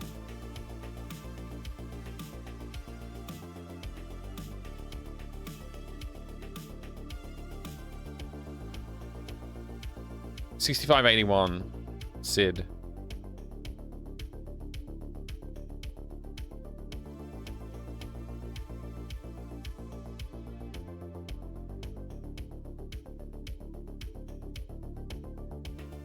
Anybody else got any cool names? How are you going, Racing the Beam? I hope you're well. Alright, we've added some more. Okay, so we were going to put in something here to, like, randomly select. Random. Int max. Between 0 and max. Inclusive. Okay. Let me see here. So we want it from 0 to 20, so 19.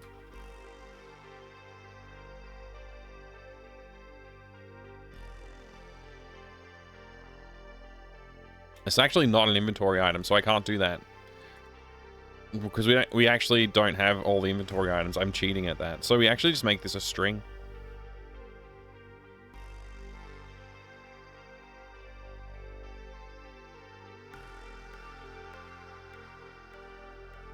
And I don't know how to select out of an array of strings. Like, I don't know how to do an array of strings in this, but let me try.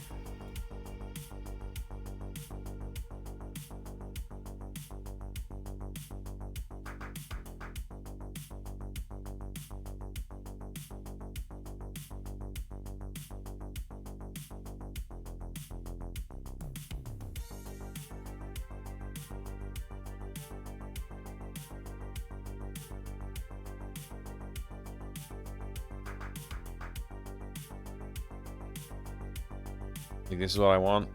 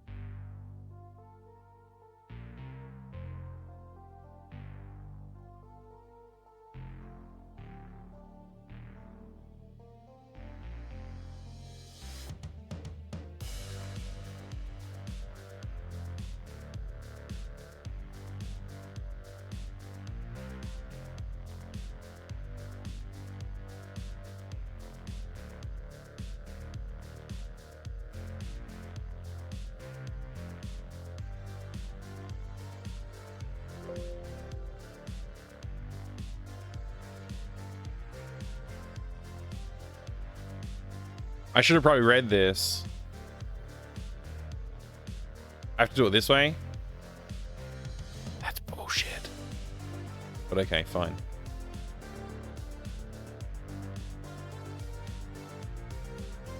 Oh, you got some more there for me, Adrian? Awesome. Hey, Coburn, good to see you. Things are okay. Things are okay. You just been defeated by deploying deploying a server that refused to boot after attaching KVM to it. After resetting the BIOS, it's exploded and refuses to post. That's bad. That's bad. Wow. Okay, so let me just get this organized.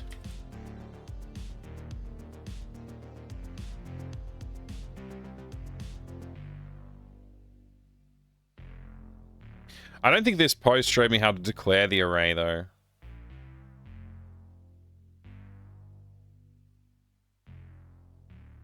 I don't know if the declaration.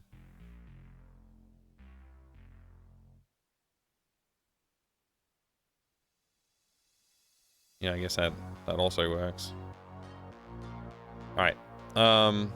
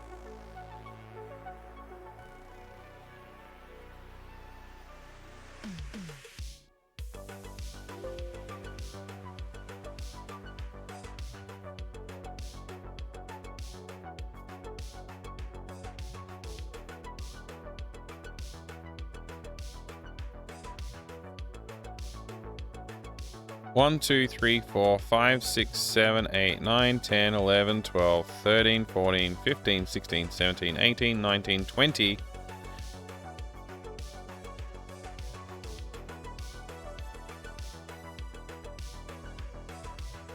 Oh, right.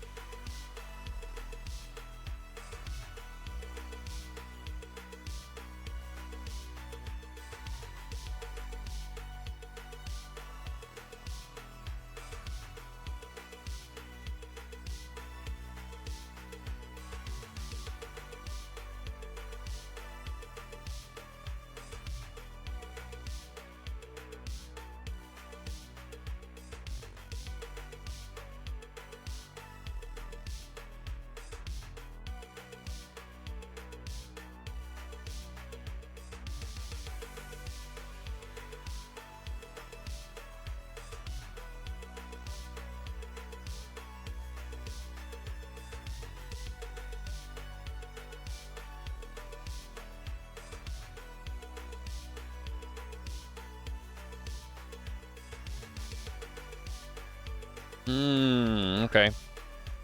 That's fine. That's fine. It's fine. We'll just go this path. It's annoyinger. More annoying. But hey.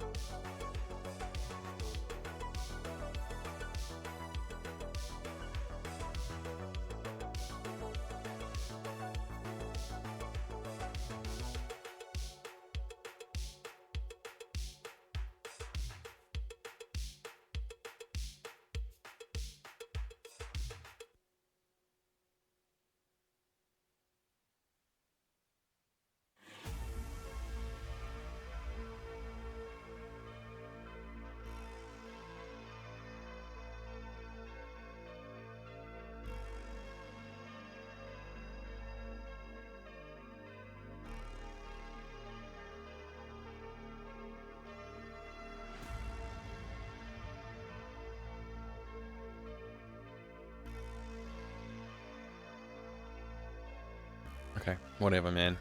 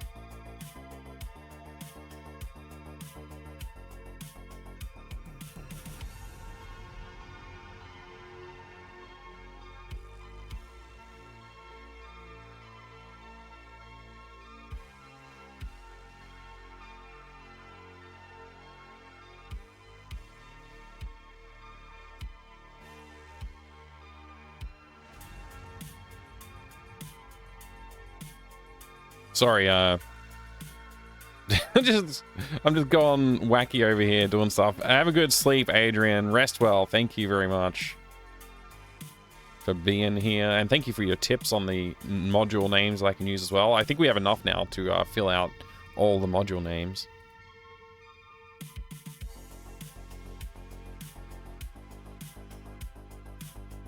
Which one do I need? I need the MU80. I have no way of knowing if it's the correct one except for looking at the icon.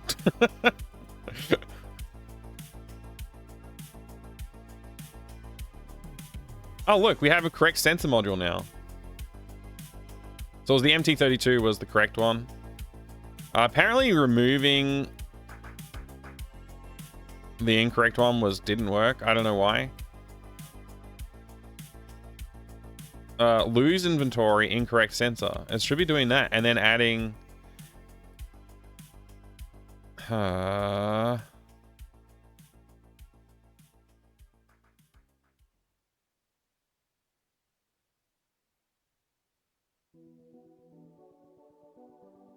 1, player add inventory incorrect sensor. Incorrect sensor name is MT32. Correct sensor item equals incorrect sensor name. Then lose incorrect sensor. Set the sensor module name to be the correct name, and then add the inventory for the sensor module. I'll try this module out. This should work, I think. I think this should work.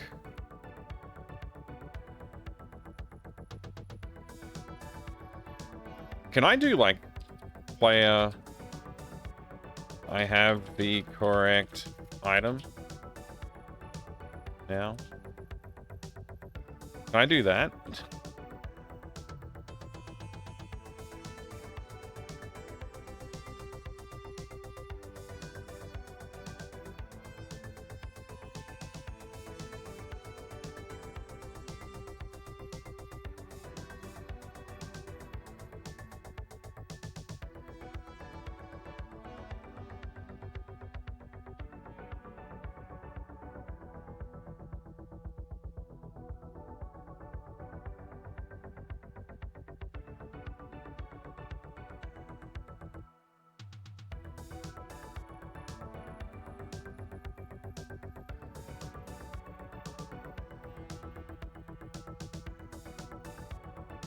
I feel like I can't do this. I'm gonna circumvent the testing here, and I'm just gonna go ahead and change it, actually.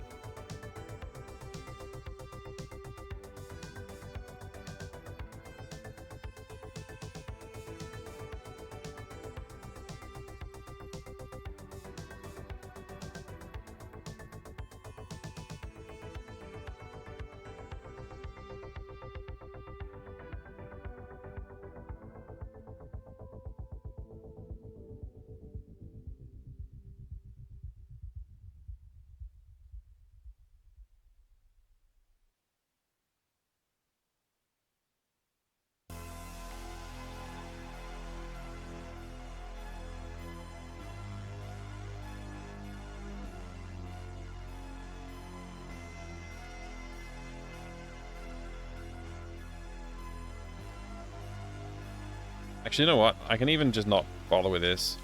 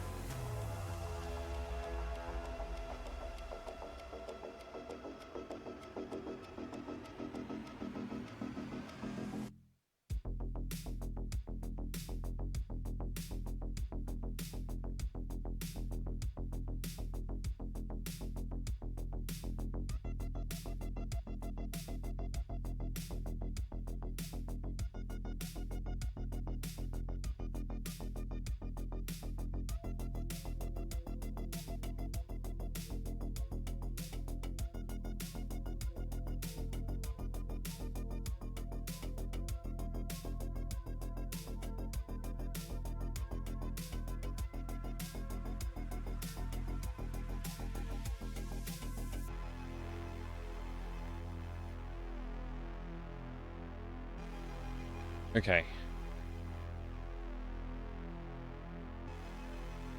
I found the sensor manual. I need the YM22608 sensor module.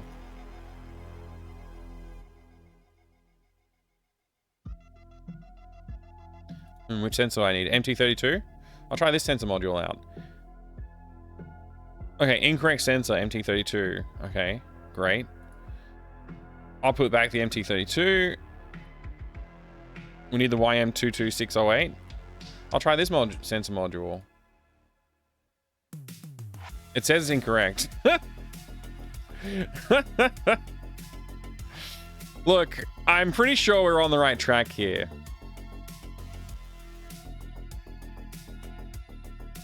I'm pretty sure we're on the right track.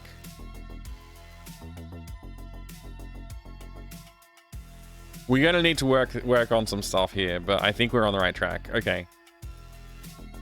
I'm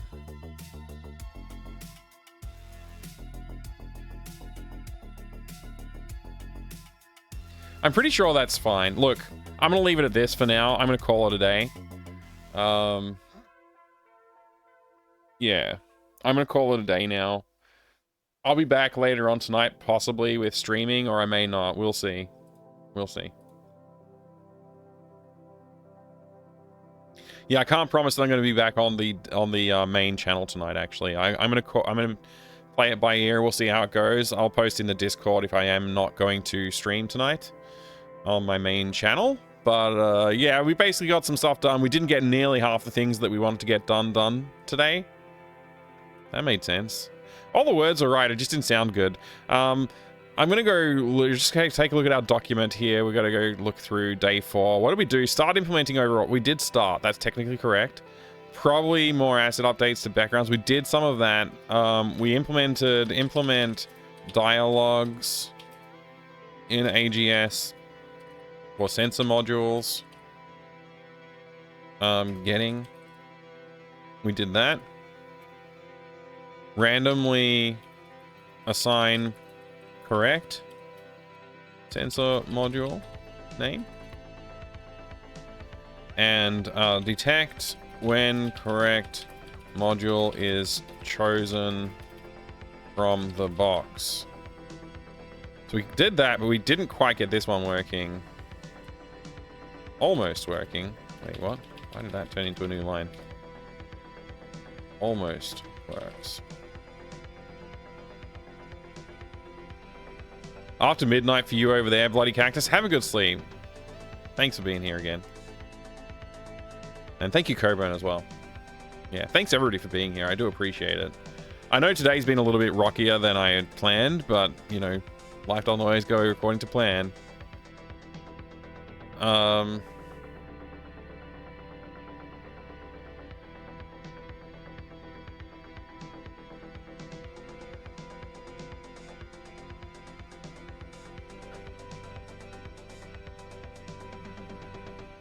All right, so there you go.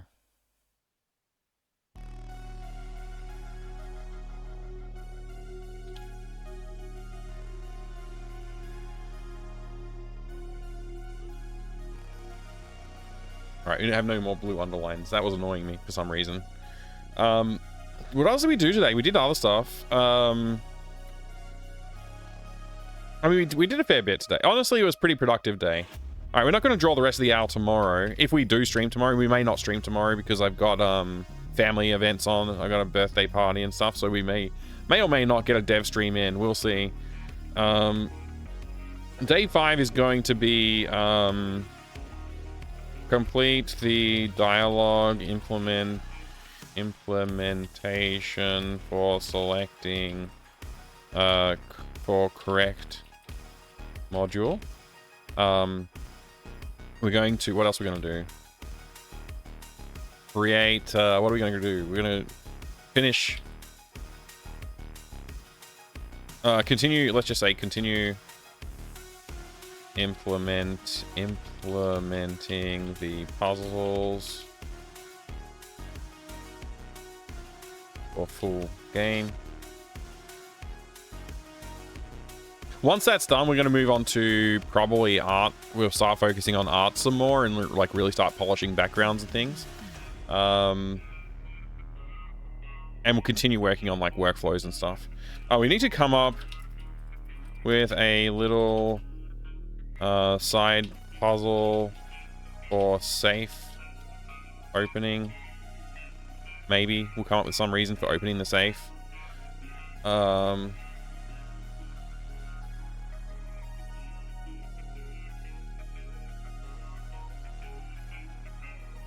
Design hamster maze puzzle properly.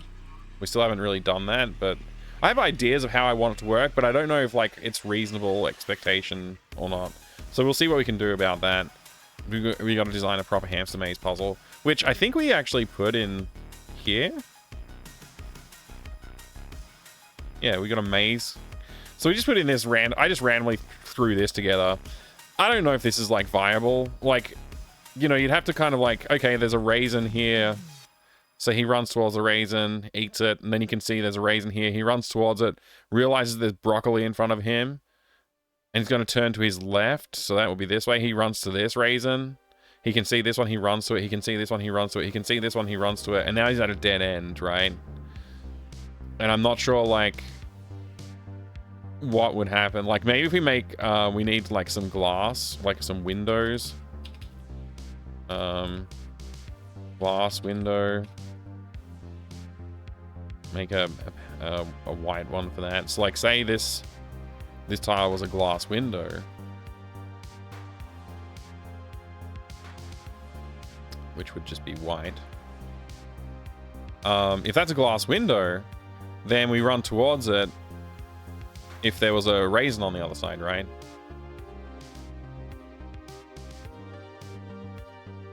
But you can't get through there.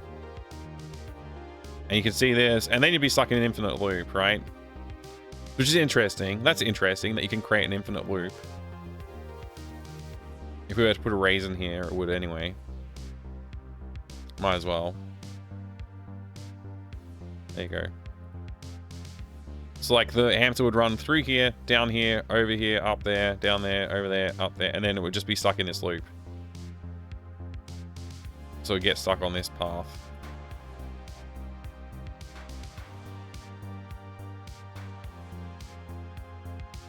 Well, actually it wouldn't, because it would actually eat the raisins. So it would get to this point and then not know what to do, right? Interesting. So we could change it up a little bit. But yeah, we want to be able to program the hamster. Basically, we want to program the hamster to move through the maze in some interesting way. I'm not sure how that will work, but we gotta think about that.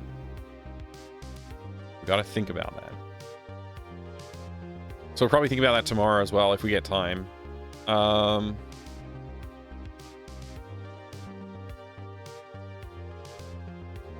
Yeah. Okay, so going back here, I think that's a good plan for day 5. There's a lot of work here, actually, to finish all this stuff up. And maybe coming up with another little additional puzzle for the safe. It's just I drew a safe, so now we got to do something with it, right? I could change the safe to be something else, but whatever. I want to fully implement the puzzles as soon as possible so we can do a full playthrough. It did take a little while to implement full puzzle last time, so I got to be fair on myself. It took me a few days to do it last time, so we can take a few days to do it this time. And also we're learning new stuff like how to implement dialogues and interact with the game in different engine in different ways, but it's coming along. It's coming along. You could lean into it being Chekhov's safe that does nothing. I could lean into that. That's true.